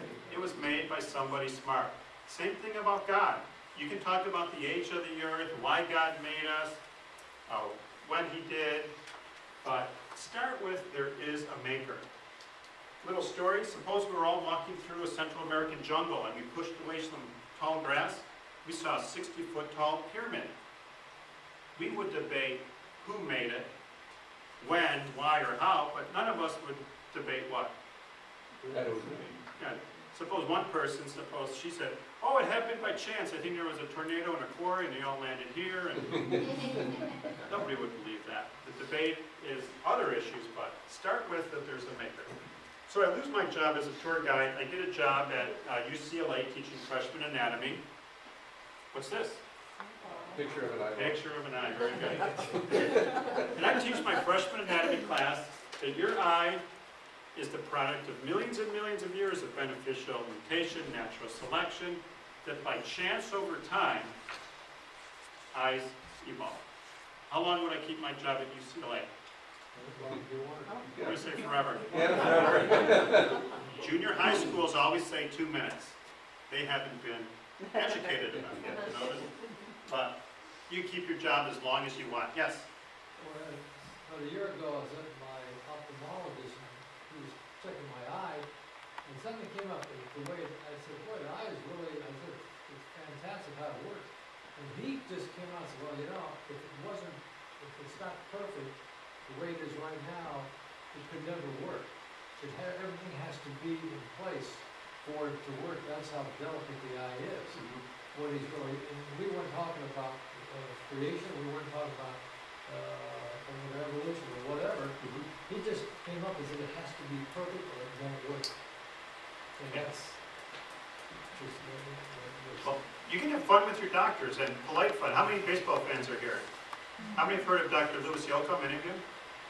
Well, he's a famous baseball doctor. Anytime a player gets a shoulder or knee injury, they almost always see Dr. Louis Yocum. He's really, really good. He did knee surgery on me, and he was explaining things on this very, very nice man about how the knee works. And I said, Dr. Yocum, do you think the knee's a design or the result of chance? And he looked at me like I was a small child. He goes, that's a design. I mean, no one knows the human body better than him, but they do not dominate all the intellectual thought, okay? Guys like him know a design when he sees it. But when you go to an eye doctor, it's fun to say, what's the most amazing thing about the eye? Or the foot doctor, what's the most amazing thing about a foot? And they like to talk about their specialty. Then you can ask them, do you think that's a design or happened by chance? After they've told you the most amazing. And I think 90% of medical doctors are not atheists. Do you guys agree? Okay, I'm going to teach you a detail about your eye. I didn't teach this last time. But without moving your skulls or your heads, like everybody look towards that wall. Don't move your head. This wall, up and down. Now you were able to do that. You might take it for granted, but you're able to do it because inside your skull, you've got little things shaped like the letter C called trochlea. You've got 4 in this eye socket and 4 in this eye socket. The little trochlea is like a pulley system, and through the trochlea, what do you think that red thing is with stripes? Muscle. It's a muscle, right? Well, okay. Yeah, it's going to come up later, so. The most used muscles in your body are your eye muscles. Even when you're asleep, they're working away. But just think of the friction, the lubrication that lasts, could last 120 years. Methuselah's last 969. But when I debate evolutionists, earlier I said evolutionists hate what? I try to get a little details out of them. I ask them, could you briefly explain to me the details of how the eye, the muscle, and the trochlea evolved? Guess what they always do? Change the subject. Ignore the subject. They never answer it. So pretend you're an evolutionist and you're going to try to explain the details of how you get an eye, a muscle, and a trochlea. Here's how I would do it. I'd say first, over millions of years, people evolved eyes. But the whole population had to keep moving their heads. Well, a certain segment of the population had some beneficial mutations and a little trochlea showed up. Good for them. What has to evolve next? Muscle. You need a big, long muscle. What does it have to do? Get through that. Go through the trochlea, make a turn, and do what? Come back. Come back and how? How, by chance, does a muscle attach to an eye? Did it have glue with it? Tape? Stapler? Welding? Solder? Think, one little detail in your body, how by chance does a muscle attach to an eye? But then the muscle attaches to a tendon, attaches to a nerve. The nerves go up to your brain, where by what did you move your eyes? What did you do? Thought. Did you say it nice and loud again? By thought, you moved your eye. Think about that, by thought. Now, here comes the deep part of the lesson. How many people here believe you have a soul? Raise your hand real high if you believe you have a soul. You have a soul. You're wrong, you don't. You are a soul. You have a body. Okay? C.S. Lewis wrote about that. And you don't have a soul, you have a body. You are a soul. The real Kimmy Stevens is not her hair and her fingers and her toes. It's her soul. The real you is the party that decides to love or hate. You started out as one little fertilized egg. When you're 100 years old, your body's going to be a lot different. What about your body in 1,000 years from now?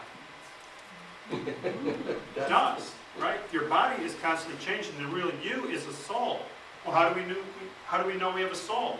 How did you move your eyes? By thought. A thought is not physical, okay? A non-physical thought caused you to move your eyes, causes you to raise your hand, causes you to love or to hate. And that's the real you. And if it's not physical, that means it's what? Time-wise. It's eternal, right? Your body's going to fall apart. It's simple thermodynamics, but your soul goes on.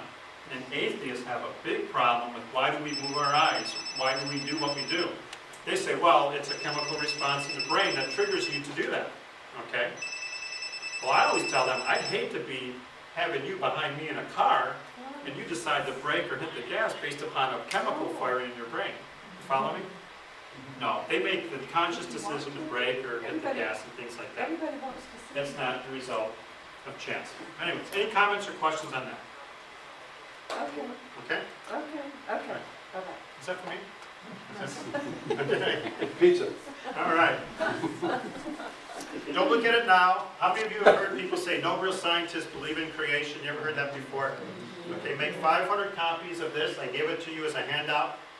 And don't look at it now. Terrific PhDs from great universities with great accomplishments who are all young earth creationists. I got this off the ICR website.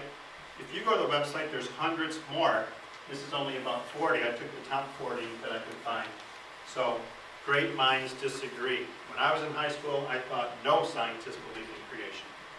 But I'd love for more and more high school kids to know that. If you get the junk mail, fold up this piece of paper and send it back to the person with the postage stamp, okay? All right, here we go. Which came first? A chicken or an egg? Chicken. How many think a chicken? You remember? From years ago? Wow. How many think an egg? Well, the answer isn't a chicken. You remember from years ago. What was it? 2 chickens. A male and a female. When I'm out of college, I like to ask someone, what's this? You all have it. I go, well, which came first? I think it was a chicken or an egg. I think it was a chicken. No, it was 2 chickens. Don't you know anything about sex? We're all adults. It's G-rated. God created sex, but and it'll be G-rated. But sexual reproduction is a nightmare for the evolutionists. They have a big problem with sexual reproduction. Think of the what? Letter D. Diversity. The details. Think of the details. How in the world does sperm evolve in half the population and eggs in the other half? Oh, well, worms use asexual reproduction. We're not talking about worms, we're talking about chickens. Okay? Always bring that up. We're talking about chickens. How in the world does that happen by chance? When I took biology at night, and I really encourage you guys, if you love creation, take biology at night through like a Coastline Community College, do they have it here? Take it at night just for the joy of learning it. Learn all the body systems and rank them, which you think is the most awesomely designed. And nothing compares to reproduction, in my opinion. Just unbelievably beautiful and complex. But how does that happen by chance? Well, an atheist would answer this. Which came first, the chicken or the egg? You say, well, millions and millions or billions of years ago, there was nothing in the universe. And then up popped matter and energy from nothing. Now, this matter and energy is floating around. That violates the first law of thermodynamics, which is in your comic book. And it expanded and filled the universe with hydrogen and helium gas. What's this belief? Big Bang. The Big Bang. Then they teach because of gravity, the gases came together. But they didn't just come together, they came together with such force, they formed what? Gravity. Stars, and fusion went on inside the stars, because they got to go from hydrogen to the heavier elements. So they imagined the gravity formed stars and fusion, the most intense energy process in the world, and inside the stars, heavier elements were made, and then blew up and threw the heavier elements into space. They came together and formed the Earth. Here's a problem for the atheist. Fusion cannot make anything heavier than iron. Okay, did you catch that? You can talk to any physicist on that. Fusion can't make anything heavier than iron. Are there heavier elements than iron? Yeah, might as well. Lead. Politely ask an atheist, well, how did that happen? I say, that's a big problem for us. They believe when they were starting to have fusion in some stars from iron, other stars blew up and gave an extra burst of energy and caused more intense compression and pressure to make the heavier elements. Please, come on. Am I missing something here? That's ridiculous. But then they believe these heavier elements are flying around, they join and make our Earth. Some lightning or some energy hits the Earth, a bunch of non-living chemicals become living. By far, in my opinion, the simplest argument with an atheist is how did life originate? It's so simple. The law of biogenesis teaches life only comes from Life. life. Well, say, what's your best explanation? You go to a chat room and say, how did life originate? Just stick to that, and you'll be like a bee in the bonnet. And they say, well, abiogenesis. Well, explain it to me. Just yesterday they said, well, a bunch of chemicals mixed and made an acetic acid. Is an acetic acid life? What are you, religious or something? Why don't you go read a book? Folks, they are not being scientists at all, but they believe life came from non-life. You got your single-cell organism. I'm going to quiz you guys. Sometimes, if I'm having a nice talk with an atheist, the origin of life will come up, they'll be beaten and sad. And I said, I'll tell you what, I'll give you the first life by chance. Okay, I'm granting you life happened by chance. What three things does that first little blob of life have to be able to do for the theory of evolution to be true? It's not a tough question. It has to be able to reproduce. Not only does it have to say, I'm alive, it's got to have incredible, complex chemistry to reproduce. What else does it have to do? It has to be able to metabolize. We call it eating, plants call it photosynthesis. It's got to be able to metabolize, which means take energy, synthesize it for your own needs, and not be poisoned or die and carry on. The third thing, you said, it has to be able to mutate and survive to make the different organisms. See, evolution is complete blind faith. So anyways, you got that first cell, it mutates, 2 cell, 4 cell, 8 cell. Eventually becomes a fish, a reptile, an amphibian, and over billions of years, you got a chicken. Do they have all their problems solved? No, for sexual reproduction, you need a male and a female. If it did happen, male and female, they have to evolve at the same what? Time. Suppose the female is completely mutated, can reproduce. The male has about 10 more mutations to go before he can reproduce. Does she say, hurry up and mutate, dummy, we're dead in a year? Some animals that use sexual reproduction only live for a week. Evolution doesn't have millions of years. It would have a short amount of time. Not only do they have to evolve at the same time, they better be at the same place. She can't be in Germany and he in Canada. You're not going to get any eggs.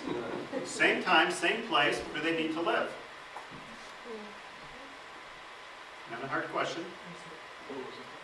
Food. What do they need in order to live?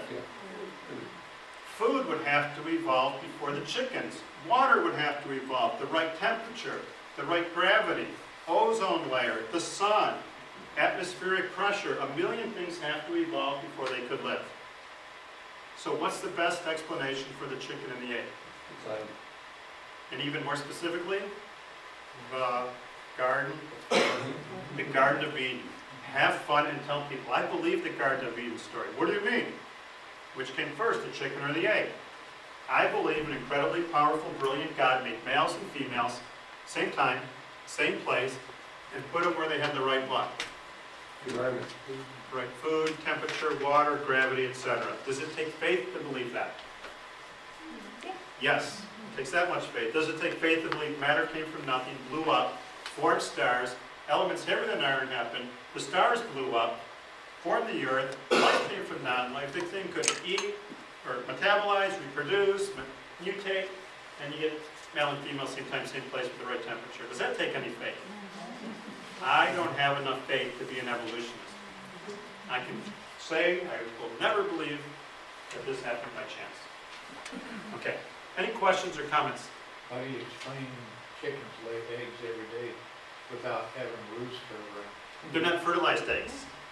That's a very good point.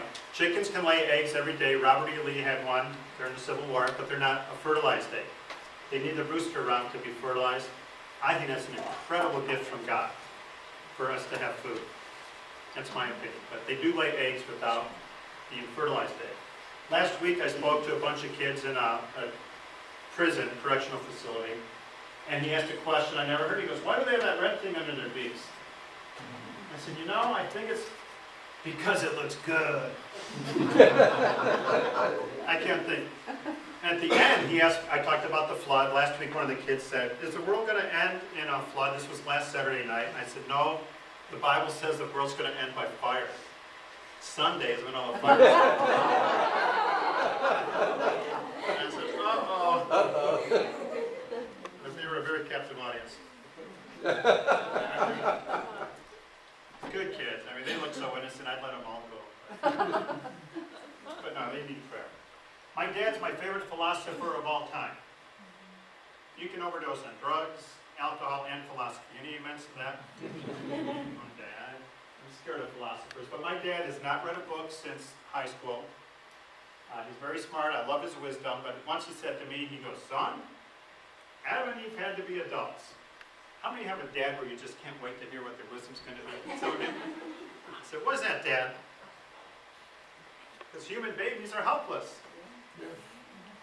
The first humans could not be a one-day little blob of love that can't even lift his head. There had to be a first human at some time. My dad said, instant male and female adults. I believe the first canines were adults. The first hamsters were adults. You follow me? To take care of the young. Because when they're a day old, they're helpless. They can't really get food for themselves. Well, The if first kang- kangaroos. If the kangaroo was created as an infant, where did he go? Well, what if it was the first kangaroo was a piece of rice or whatever, decided he couldn't eat anything? There was no pocket to climb into. Right. The Garden of Eden story takes less and less faith when you dig into the details. And they're all brilliantly designed. I thank my dad for that. Okay. How many have played the dictionary game? Well, what's the definition of design? All evolutionists love to play that. I'm sure you've seen that. Define this word, define that word. How many people have run into that where they want a bunch of definitions of words? What I always do is I compliment them and get out of the argument. I say, I know you're smart enough to know what I mean when I say design. How can they argue that, right? Well, here's the dictionary definition. A design is something that is what? 2 words. Okay, imagine tomorrow you come home, you walk up your driveway, you see 15 stones on your driveway in that pattern.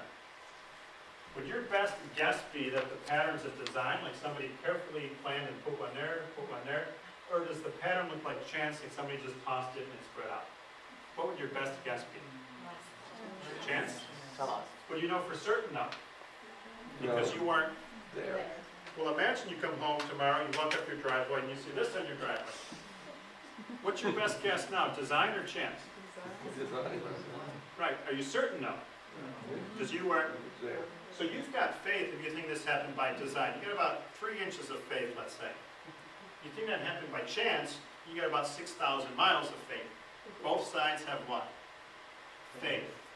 Imagine you come home, you walk up your driveway, and you see this. 250 stones and a perfect circle. Way too much time. Back one. My daughter sat down there. She helped me. And when you got kids, you're just trying to eat up the time, amen? So I do have plenty of time. So she helped me. You got 250 stones in a perfect circle, and it was my neighbor's driveway. And he came home and he's a cop. But anyway, he likes this. What would your best explanation be if you saw this on your driveway? Design or chance? Do you know 100% for certain? No. Because you weren't there. Now you've got about the width of a paper worth of faith. If you think somebody tossed 250 stones and did that, do you have faith? From my feet out to the most distant star and back again. How many of you have had people say, well, you've got faith? How many have heard that before? How do you reply? Yes. You guys are equipped. Yes, I do, but I think you Have more have faith. more faith. What do you mean I have more faith? What are you saying? Do you know how many miles of blood vessels you have? 60,000. Do you think that happened by design or chance? I don't have enough faith to think that happened by chance. Okay? So let's talk about you. Everybody likes to talk about themselves. Nothing wrong with that. You got 75 trillion cells. All in the right place. Something you take for granted. You started out as one little fertilized egg. Now you are 75 trillion cells. But you've got bone cells, hair cells, muscle cells, nerve cells, skin cells. I'll give a book to whoever guesses the closest answer. Pressure's on you. How many different types of cells are in the human body? You know, skin, muscle, lymph. Is it 6 major? Like major divisions? I mean like skin, hair, blood, white blood cells, red blood cells, nerve. There's 6 Any major- guesses? 6 major categories. Take some, 3 guesses. There's 6 major categories. You have so much How many different gas. types of cells? Like muscle, bone. You've got skin? more than that in types of white blood cells. Yeah. How many different types of cells? Million? 1,000. Anyone else want to take a guess? Thousand and one. 1,000. Good. Price is right. One more guess. A million. Oh, you should have said 999. He wins. 200. You have 200 different types of cells, but think, you started out as one cell, then you were able to make these different cells, and they went to the right place. Nobody has bone cells on the surface of their eyeball. Nobody's got hair cells in their spinal cord. You're a 75 trillion piece jigsaw puzzle, and all the pieces went to the right place. That is design. Jigsaw puzzles don't get put together by chance, right? Neither do 75 trillion cells find the right place.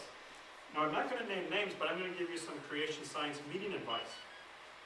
I'm with the Orange County group, and we had a speaker on biochemistry. Didn't understand a thing you guys said. She would have loved it. She's got a degree. You ever have speakers like that? They just speak way over your head. They're geniuses talking to people in their field. Bear with it. Well, he said, any questions? So I said, What'd you say? I said, what's cancer? And a couple people chuckled. And he said, a cancer cell is a cell that doesn't know where to go. Your healthy cells know where to go. A cancer cell doesn't know where to go. It hangs out in the wrong place, reproduces like crazy, and sucks the life out of a certain organ.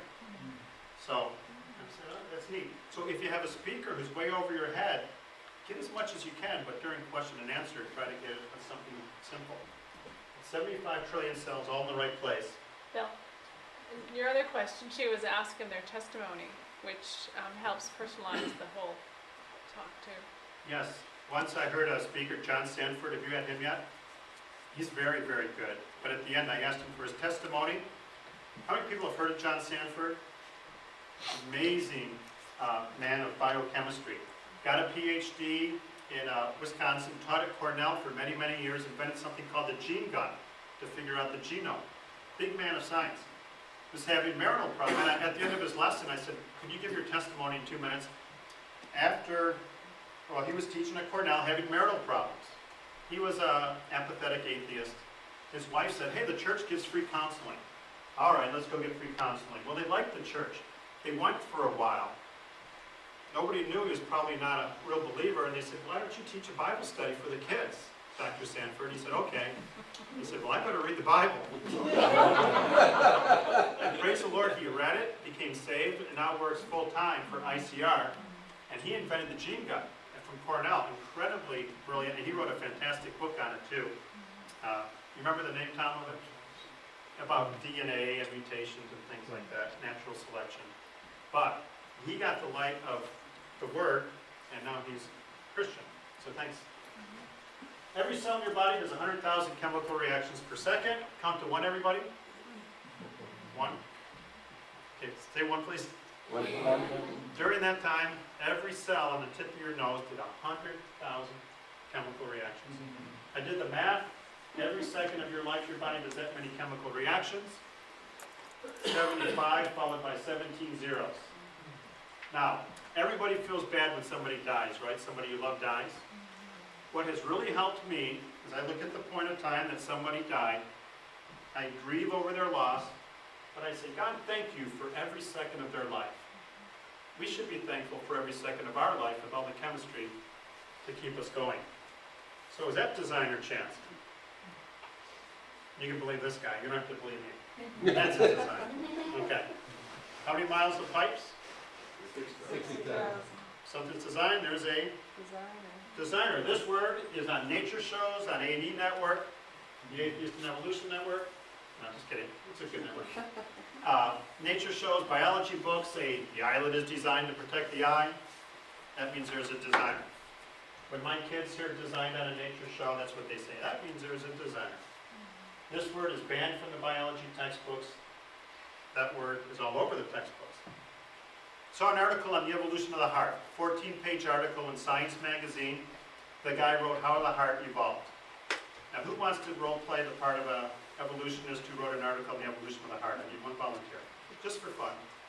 Thank you. Okay. So he wrote an article on the evolution of the heart. I found his email address. Politely, I emailed him a few times. Then I asked him this question: what evolved first, the heart, the veins, or blood? Remember, he wrote an article in a science magazine about the evolution of the heart. Guess what his response was? What would you say? Okay. Well, the heart has cells where you need the veins and blood to circulate to replenish the cells. I'll tell you an answer I heard at Chapman College. I was talking to an atheist. And bear with me, don't kick me out. I said, what evolved first, the heart, the veins, or blood? He said, the anus. I said, what are you talking about? He goes, well, these small organisms, that evolved into a heart to circulate the blood in the veins. Whoa, okay. Well, getting back to my buddy, the magazine article, if you get details, you hear some pretty good stuff. He said, I believe they all evolved in an evolutionary flash. I typed back to him, what is an evolutionary flash? He said, all at once. I said, isn't that creation? He said, absolutely not. That is creation. We believe in instant heart, instant veins, instant blood. Suppose the body instantly does evolve hearts, veins, and blood. Does a human being have it made? No, you need a skeletal system, a nervous system, an immune system. You follow me? Suppose I had a human body here that didn't have a liver yet. Is it going to evolve a liver or rot? You need instant people. That's what we believe in, but that's how he answered that question all at once. Okay, talking about the Bible. Why didn't you have arteries in the list? Well, I could have. Okay, good point. Vessels probably would have worked better. Okay, Yeah. You need both. okay, great. All right. Well, how many people have heard people say Genesis isn't literal, it's prose, poetry, allegory, symbolic? You've heard that? Okay. Think how you would reply. Well, here's how I reply. Genesis chapter 1 quotes God. How many times? Take some guesses. Directly quotes God. The answer is 10 times. I heard somebody say it. 10 times Genesis 1 quotes God. Now, bear with me here for a second. Genesis 1 might be wrong. Genesis 1 might be right. Genesis 1 is definitely not symbolic, prose, poetry, or not literal. Why not? It's quoting God. Suppose I said, Phyllis G said she's going to give you $1,000. That could be true, that could be false, but if I quote her, the author means it to be literal. You follow me? So the author of Genesis is treating it as literal. How many people have brought their Bibles? You get 10 points if you did. Okay, couple. Well, Genesis 1, real quick. Let's decide if it's literal or symbolic. Turn to Genesis chapter 1, and you guys can do this later. Verse 1, it said God created. Verse 2, the Spirit of God was moving. Verse 3, God said. Verse 4, God saw. Verse 5, God called. Verse 6, God said. Verse 7, God made. Verse 8, God called. Verse 9, God said. Verse 10, God called. Verse 11, God said. You get the point? Over and over and over again, it's attributed an action or a quote to God. It's the most literal chapter in the Bible. Okay, but a lot of people don't like what it says, so they twist it. Any comments on that? Okay. You don't have to believe it, but don't call it symbolic. Okay? Oh, we just did that. Evolutionists hate details. I'm going to rip through this real quickly because of time. This is in your comic book, but this is from an evolution book. I encourage you to buy a lot of books by evolutionists, like this one. But buy it at a used bookstore so they don't get your money. Well, real quickly, all of this is a timeline. All of this stuff is alive today. They believe gorillas, zebras, mushrooms, frogs, trees, all live today, and I agree with that. But I want you to learn the details. I would love to teach in a public school, high school, the evolution course. I would never have to teach creation. I'll just teach the details of evolution. I'm going to teach you the details. I'm going to zoom in here. Notice people didn't make the chart, you know. That would be arrogant, but we have gorillas.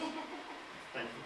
So we go back in the history of the gorilla, back in time, and the zebra line joins with the gorilla line right there. What are they teaching? Zebras came from gorillas. Very good. They believe zebras and gorillas have a common ancestor, that some animal existed where some offspring became zebra, some became gorilla. Is that animal alive today? No. Is there one fossil to support it ever existed? No. Well, why are they teaching it then? Because they like the hypothesis. Not because of observation, they like the hypothesis They invent that that animal existed. You go back further. Evolutionists think frogs and gorillas have a common ancestor. Is that alive today? Many fossils, no. You go back further. Evolutionists think mushrooms and gorillas have a common ancestor. If you're an evolutionist, you think you're related to mushrooms. Okay? You go back further. Evolutionists think pine trees and gorillas have a common ancestor. And if you go all the way back, evolutionists think all life has bacteria ancestor. The best question to ask an evolutionist is this. Do you believe you have bacteria ancestors? Forget about the apes. Ask them about bacteria ancestors. So I want you to fill in the blanks. If you think the theory of evolution is true, you think you have what? Bacteria ancestors. If you think creation is true, you think bacteria can only make what? Bacteria. And people come from? People. Okay. Real quick, I was at UC Irvine passing these out. A little guy in a bow tie came by. I said, good morning. I think that's the best witnessing thing to say to someone. He takes it. He goes, what's this? I put my hands behind my back on purpose. I said, that's on creation evolution. What's your opinion? He goes, I teach evolutionary biology. I said, well, great. What's your opinion on creation evolution? He said, evolution, of course. I asked him this question. Do you believe you have what? Bacteria ancestors. Guess what his response was? Was it yes? Was it no? It was rage and fury. He was furious. Here, I don't want any of this. Take it back. Where were my hands? Yeah, but I couldn't take it back. No. You should read it. He goes, I want to save some trees. Your soul is more important than the trees. He starts walking away furious. He was with a buddy. He was really embarrassing himself. He goes, I'm not talking to you. You're closed-minded. Well, I worked construction, and all you do, how many guys in here worked construction in your past? All you do is tease each other all day long, right? You come up with comebacks. So he's, I'm not talking to you, you're closed-minded. I said, if I'm closed-minded, why are you leaving? He ran away. Now, why did he become angry? He didn't have enough. Do you think he really believed we have bacteria ancestors? No, if he was a scientist who believed we had bacteria ancestors, he'd say, of course I do, based upon paleontology, zoology, taxonomy, biochemistry, genetics, and I believe it. No, every field of science, genetics especially, throws a pie in the face of those beliefs, and he went running away. He's getting paid big bucks at UC Irvine to teach it, but he doesn't really believe it. He's pushing a lie on people. Otherwise, he would not be emotional. Otherwise, they would debate too, but they know they can't win these debates. Okay, this is a picture. We'll get off that joke. What do you think that orange stuff is? Very good. Bacteria and the sharp end of a needle. If you're an evolutionist, you think 100 members of your family can sunbathe on the sharp end of a needle. But here's the serious point. If you're an evolutionist and wash your hands with antibacterial soap, what are you doing? killing your ancestors. Killing your family members. I think it takes more faith to believe that's Grandpa Joe than to believe that was created as bacteria, will only make bacteria, and came from bacteria. That is not a member of your family tree. Natural selection is so important. How many have never heard of it? How many have heard of it? How many believe it is not true? Any of you? A couple of you? Very important. Natural selection is so important for the Christian, and this is in your comic book. Imagine you own a furry dog and a hairless dog. You take them to Alaska in the summertime to go camping with you. You come back to California, and you say, oh, I forgot the dogs. So these poor dogs are stuck in Alaska in the summer. They fall in love, get married, reproduce. They make a mixture of puppies, some furry, some hairless. What's going to happen when the Alaska winter comes? Hairless pups die. Well, first they say mucho frio, My grandkids. and then they are dead. When you're dead, you can't reproduce. What about these dogs? They live, they reproduce. What do they make? Both. More likely to make mostly furry dogs, but the fancy word is phenotype, which just means physical trait. Could show up about hairless dog. Next winter comes, what happens to this poor little guy? He dies in a short amount of time. The only type of dog in Alaska will be furry. This is natural selection. Suppose you dump your dogs by accident in a hot desert. The only type of dog that would survive is the hairless dog. Very important point. Is natural selection 1,000,000% true? Raise your hand if you say absolutely. Christians need to know natural selection is 1,000,000% true. Is it evidence that dogs have bacteria ancestors? No, No, because, dogs make Oops. dogs. oops, I got dogs make dogs. Whenever I debate an evolutionist, I've had 3 public debates. Every time I've said, do you want to go first or second? And if I say, what a nice guy this is. And they say, I want to go second. Okay, I'll go first. Good, I want to go first. Go first. Take away natural selection in your opening argument. You've taken away 95% of their argument. It's a beautiful thing. You'll see it in the debate at USC. Oh, well, I covered natural selection pretty well. Oh my goodness, I got 15 minutes to cover. Natural selection is true, but it doesn't mean you have bacteria ancestors. How would you answer this? If someone says, do you believe in evolution? What kind of evolution? Don't say yes or no. Very, very important. What do you mean by evolution? Evolution means change. Do you believe in change? Sure. What type of changes? People are getting taller, but people make people. On the George Norrie show, he said, Bill, we want to do a question for our audience to phone in on. And I said, Mr. Norrie, could I pose the question? Never would I say, do you believe in evolution? I pose the question, do you believe you have bacteria ancestors? You follow me? Because they'll talk about people getting taller. Bacteria gets mutated, right? It is still bacteria. You can breed dogs. They are still dogs, right? So bacteria ancestors clarifies the question. Okay, some hard science here for you guys.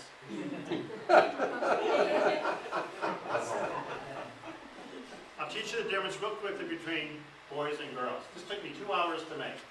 My daughter was about 5. She said, Dad, you can't have Sleeping Beauty with Prince Charming. I said, what are you talking about? How many women here know exactly what I'm talking about? How many men have no idea what I'm talking about? See, girls are weird. I've told you that for years. No. She told me every princess had their own prince. I had no clue. I couldn't find Prince Philip or whatever, so I left it. So anyways, moving on with science. You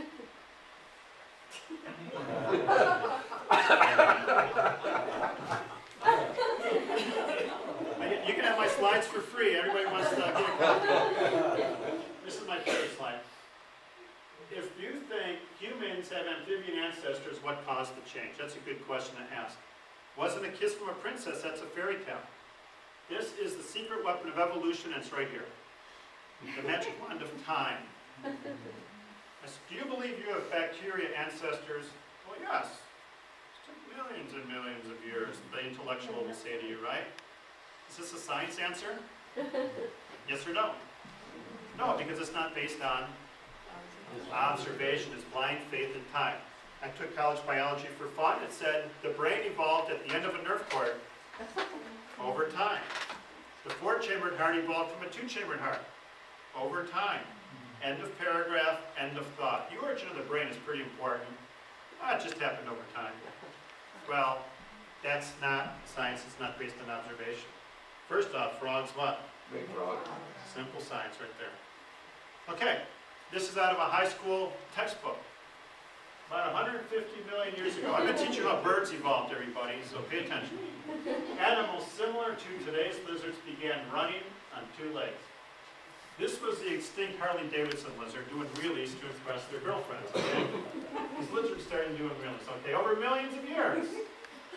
Their stiff scales changed, growing longer and softer, allowing the animals to glide between leaves.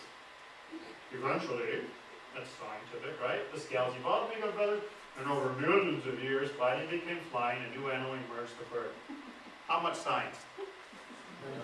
None, but 5 waves of the magic wand of time. You take this away from them, they lose everything, okay? Any comments or questions on that? Bacteria mutates. Took billions of years. Not a scientific explanation. Observation is the key. Okay, getting to these guys. What's this? Cartoons. In ninth grade, well, how many people remember the first time you saw the ape chart? Yeah, it was shocking. I remember I was in 6th grade, sitting down, took it off the shelf. 6th grade, it said people are related to apes. I said nonsense. I put the book back. I'm gonna tell 2 secrets about everybody in here, and that's embarrassing. 2 secrets that you don't know that I know. Secret 1, every single person in here prefers to be considered smart instead of a dummy. In 9th grade, I saw this, and I thought, well, that's what smart scientists believe. I'm not going to be called a dummy and say I don't believe in that. How many people relate to that? But here's the embarrassing secret, and I will break eye contact when I say it. Every single person in here is tempted by sin, and you don't brag about it. You don't see this happen in church. Hey, George, how you doing? Hey, I'm tempted by Sally at work. Yeah, I'm tempted by Phyllis in the Bible study myself. I'm tempted to steal a little bit of money from, the office or something. No, this happens. I'd love to say this to teenagers. You come into a Bible study, everybody says, hey, I'm doing great. Yeah, I'm doing great too. Then they sit down and say, everybody's doing great but me. I must be a loser, a scumbag. I'm tempted by sin, but every other Christian has a perfect walk with Jesus. How many relate to that? Every day you're being tempted by sin. In 6th grade, I didn't have too much temptation going on. I thought that was nonsense. In 9th grade, the active hormones had kicked in. I was really tempted. The Bible said not to do a lot of this stuff. I was taught this. And I said, wait a minute. If the Bible is wrong about science, the Bible's wrong about Sex. the rules on sin. As a 9th grader in the 3rd row of the class on this side, I said, hallelujah, amen. The Bible's wrong about rules. I don't have to listen to them. I can do whatever I want. How many people have this happen in your life? The teen years, a little bit of, falling away. Anybody? A couple of you. Don't let me raise your hand. It's okay. Well, I felt liberated. People would witness to me. I'd say I'm a scientist. What I needed was what I should have asked in 9th grade. If I show you, say, these cartoon drawings look like your ancestors, what question could you ask politely? How do you know that? What are the fossils? What is the living evidence? They should describe the fossils underneath. You follow me? They showed me the cartoons as a tempted 14-year-old, and I said, cool, I can work with that. When I got the Big Daddy, the details and the fossils of this was the first thing that really shook me up, and you have this in your comic book as well. Okay, here's my monkey chart. I have as much evidence that Curious George is the ancestor to George Washington. Now I want to add Boy George to my chart. Let's go here or here. Who's more highly evolved? Why don't you stick with humans? Okay, exactly. But Boy George, how many people have no idea who Boy George was? You're too young. Okay. He was a singer, used an incredible amount of drugs. He's still alive, which is proof of creation, how our bodies can recover from all the abuse we put it through. Okay, Lucy. Everybody knows Lucy, right? How many love Lucy? How many saw the one with the candy and the conveyor belt? The details on Lucy. Lucy, suppose half man, half ape, common ancestor, found in Africa. There's the details. They loved Lucy because the knee and hip showed it could walk on 2 legs and upright. That's why they love Lucy. Okay? Uh-oh, this animal's alive today. It's called Bonobo. What's it doing? It's surfing on its mom. It's standing on 2 legs and playing air guitar. So you know it's a male, right? Here's an adult doing some gardening. What's it doing? Standing on 2 legs. If this animal were buried in a flood and dug up, they'd say, hey, ape hands, ape arms, ape skull, ape ribs, hip and knee. It could walk upright. It's a transition between man and ape. It's 100% ape and life today. Gee, guess where it lives? Africa. Everything's the same. I'm convinced Lucy was nothing but 100% ape, and living evidence supports that. Apes what? Okay, if you're an evolutionist, you think you're related to apes. Just love this guy. How many would agree with that? Now, if you get my PowerPoint, which is free, that should be your desktop on your computer. Every time you turn on your computer, if you see him, you'll be in a good mood. Okay, Great witnessing question. What killed the dinosaurs? What do you guys think? The flood. Okay, most people will say meteors. What do you ask them? Were you there? No, I don't ask that. Ken Ham asked that. Why didn't it kill everything? Well, why do you believe meteors? I don't know, that's what they told me. Well, here's the real reason dinosaurs went extinct. Cigarettes. Oh, if anybody has to leave, I won't be offended, you know, if I'm going late. Seriously, if you have to go, I won't be depressed or bummed. And I do mean that. I went to a men's breakfast today, I had to cut out early myself, okay? People don't know what killed every single dinosaur that ever lived. We have not observed every dead dinosaur, right? If there were 100 million at one time, we've only observed a few. But the dead dinosaurs that are out there, it's obvious what killed them. Suppose you're digging through sedimentary rock and you find a dinosaur fossil. What killed that dinosaur? It wasn't a meteor, because a meteor would bury it in sedimentary rock. Every dead dinosaur found is buried in sedimentary rock. They're on every continent, including Antarctica. I hope you're not ashamed of the belief of a violent global flood. This was not a wimpy flood. Think of the details. A wimpy flood is this. It's raining like crazy. Mr. Dinosaur said to his wife, "Hey, Mabel, we're in trouble. Let's go to that hill."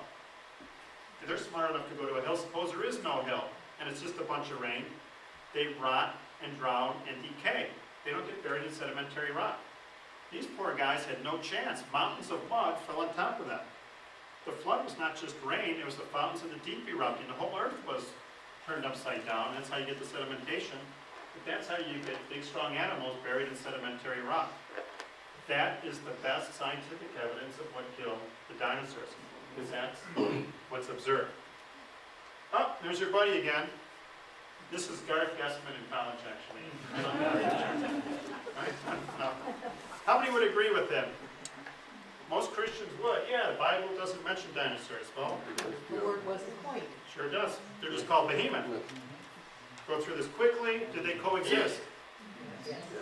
Think, if the flood killed the dinosaurs, did dinosaurs live when people lived? Of course they did.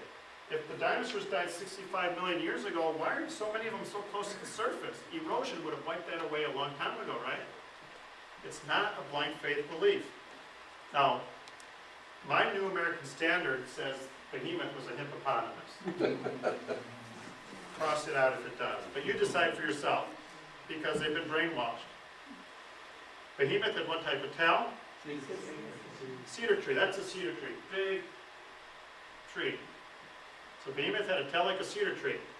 Is behemoth a hippopotamus? There's another one. You have just seen the only two pictures of the rear end of a hippopotamus on the entire internet. There's only two. That is a cedar tree. Behemoth was not a hippopotamus, it was not an elephant, it was an animal that doesn't appear to exist anymore. Dinosaur. Big conclusion, why do you believe in God? Design, thank you. Why is the theory of evolution not scientific? It's not been observed. No living evidence, no fossil evidence. Here's the hard part. When I was witnessing with my kids, when my middle daughter was only 4 years old, high school girl, she said to her, "Don't forget, crows make crows." I loved it. She can go to Yale, Cornell, MIT, Cal Poly. Crows make crows. That's genetics, biochemistry, taxonomy, zoology, all the ologies. Okay, big conclusion. That's my oldest when she was, guess how old? 2. And there she is when she was 3. She had leukemia.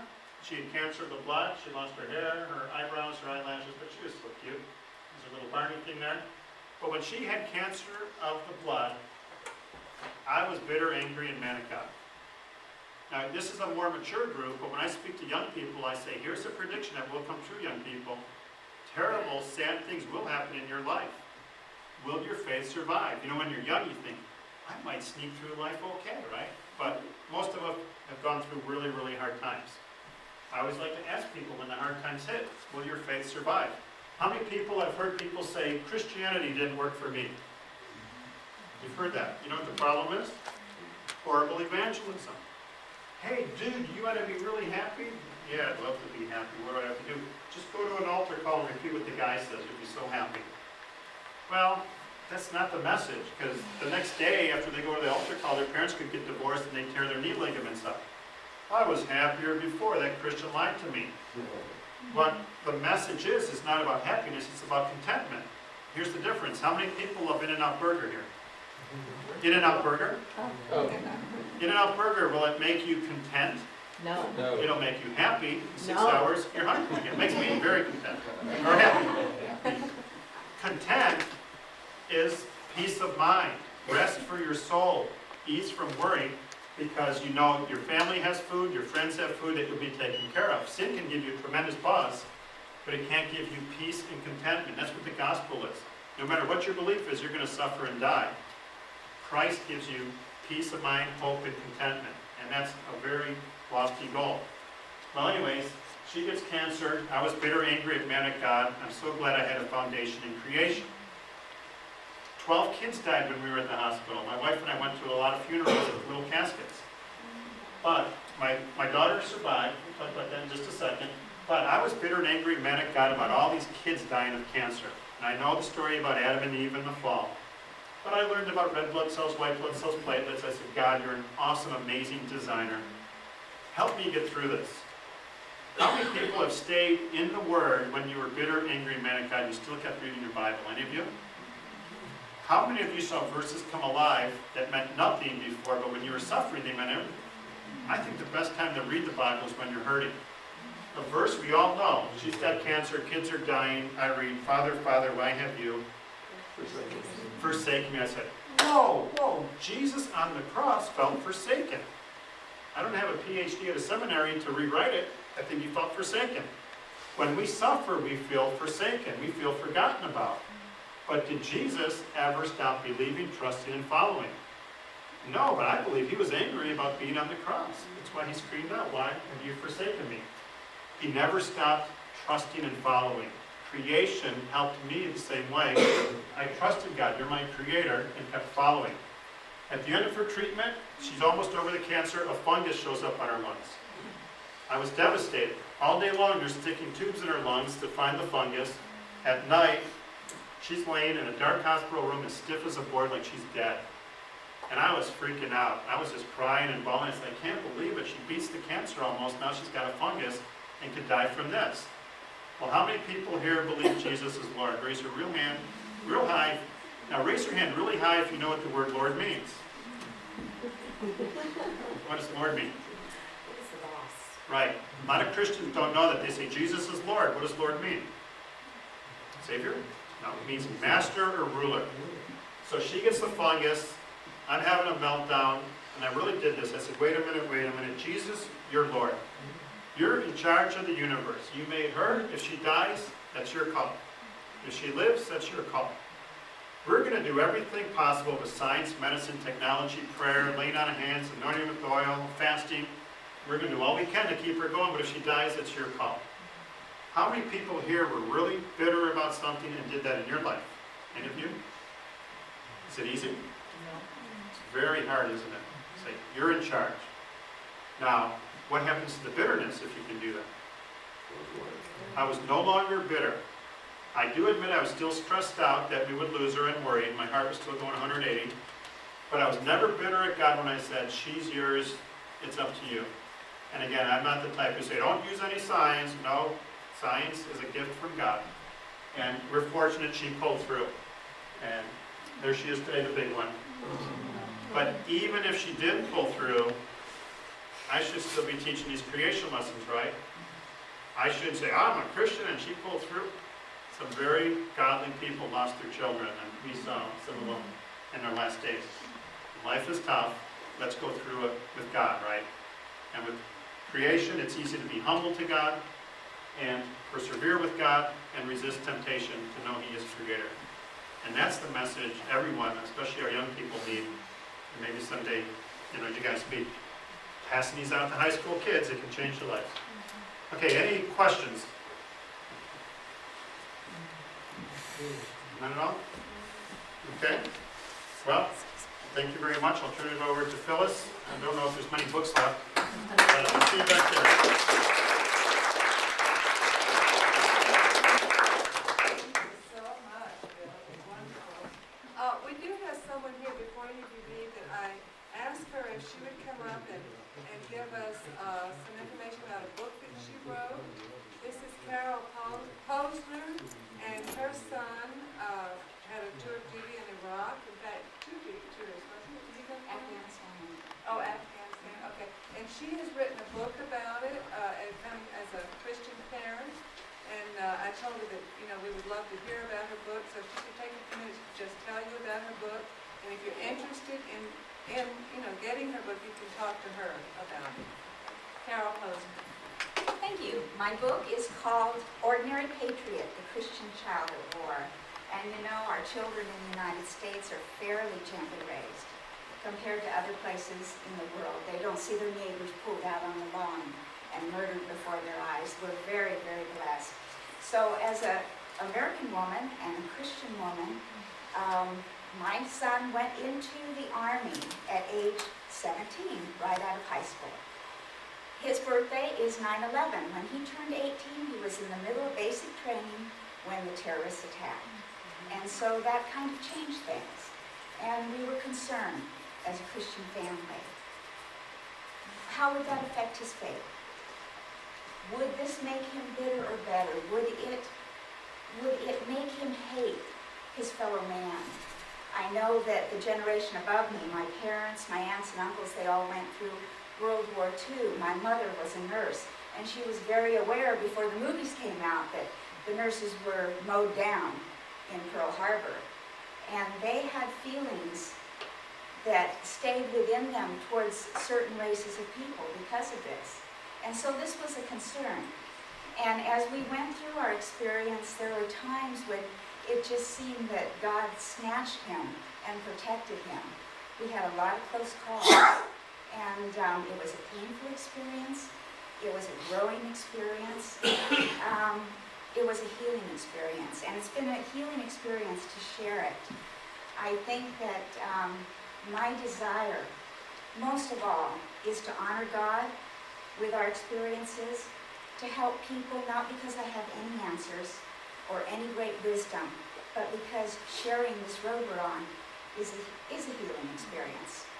So if you're interested, I will tell you how to get my book, but I just wanted to share that with you. Thank you. Well, go ahead and tell us how you get your book, I'm on Amazon.com.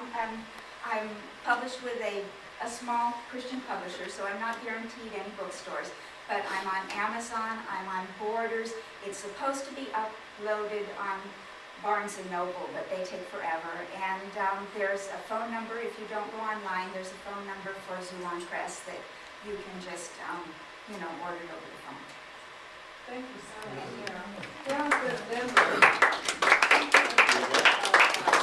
Health Education Science for a couple of years, and also my Bible study teacher went to her church and gave a talk, and I think it's wonderful that she was able to write a book, about her son's experiences and to share them with everybody, because we're all caught up in this world, with things happening, and we all need encouragement once in a while, more than once in a while.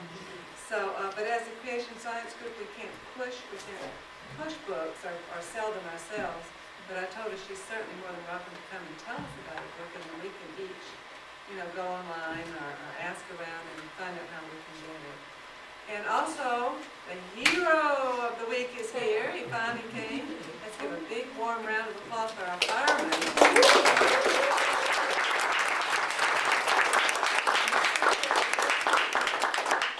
already almost 10 o'clock, so everybody's got to go home and get up and go to church. Well, just a quick, brief overview. I should be in the field right now, but we've been having a long, hard road constructing a large iron and aluminum trap to catch these creatures in. The object is to try to catch them alive. And as little disturbance as possible. If you can imagine a mouse trap, and you pull a little bail back, and you put a little hair trigger to it, and I always snap my thumb once or twice before I get this right, and then finally, it's there, and all it has to do is touch it, and it'll go off, right? Well, we will be controlling the touch it part, so that when these things fly 15 or 20 feet above the ground, we'll pull the trigger. And this thing will go, and don't think it's a little trap. It's 40 feet wide. That's about as long as from, the whole width of the building. And it's 20 feet high, about as high as we are now off the ground outside, a 2-story building. And we've got a motor in the form of a compressed spring and pulleys so that we'll get the power of those springs to pull and push this thing along until it's about just 2 feet off the ground, going about 150 miles an hour, getting ready to smash. We need power at that point. So this thing is going to flip over about as fast as you can say, hey, and that'll be it. It'll have a big billowing net, kind of like a soccer field goal net, and it'll flip over like a big butterfly net. So we'll entangle it, and we can all dogpile on this thing. If it's small, maybe just one of us will be needed. If it's big, I'm going to call everybody and their grandmother to come, and we'll just do our best to subdue it. We do have quite a bit of technique that we're planning on using. Interesting thing today, they went into a cave. They got a special permission from a landowner to go into a cave, they just called me. And they were all ready in case there was a living one in there, and there was not. But when they got in there, there were ancient inscriptions on the wall, carvings and paintings. And you've seen in like the Egyptian hieroglyphics, they have the guy with the eagle head, or a man with a jackal head, these anthropomorphisms. This particular cave had a man with a pteranodon head. We weren't expecting anything like this, these nice archaeological finds. So we're really excited about what we're finding. As soon as I can, I'm going to be flying up there and setting this trap up. So keep us in prayer. I hope to have it set up probably by Tuesday or Wednesday this week. And then one of our team members will be staying there for up to another 3 weeks to monitor it. And so that's about it for right now. And thank you so much for all your prayers. Take Dr. Guy with you. Would you like to close the meeting? Sure.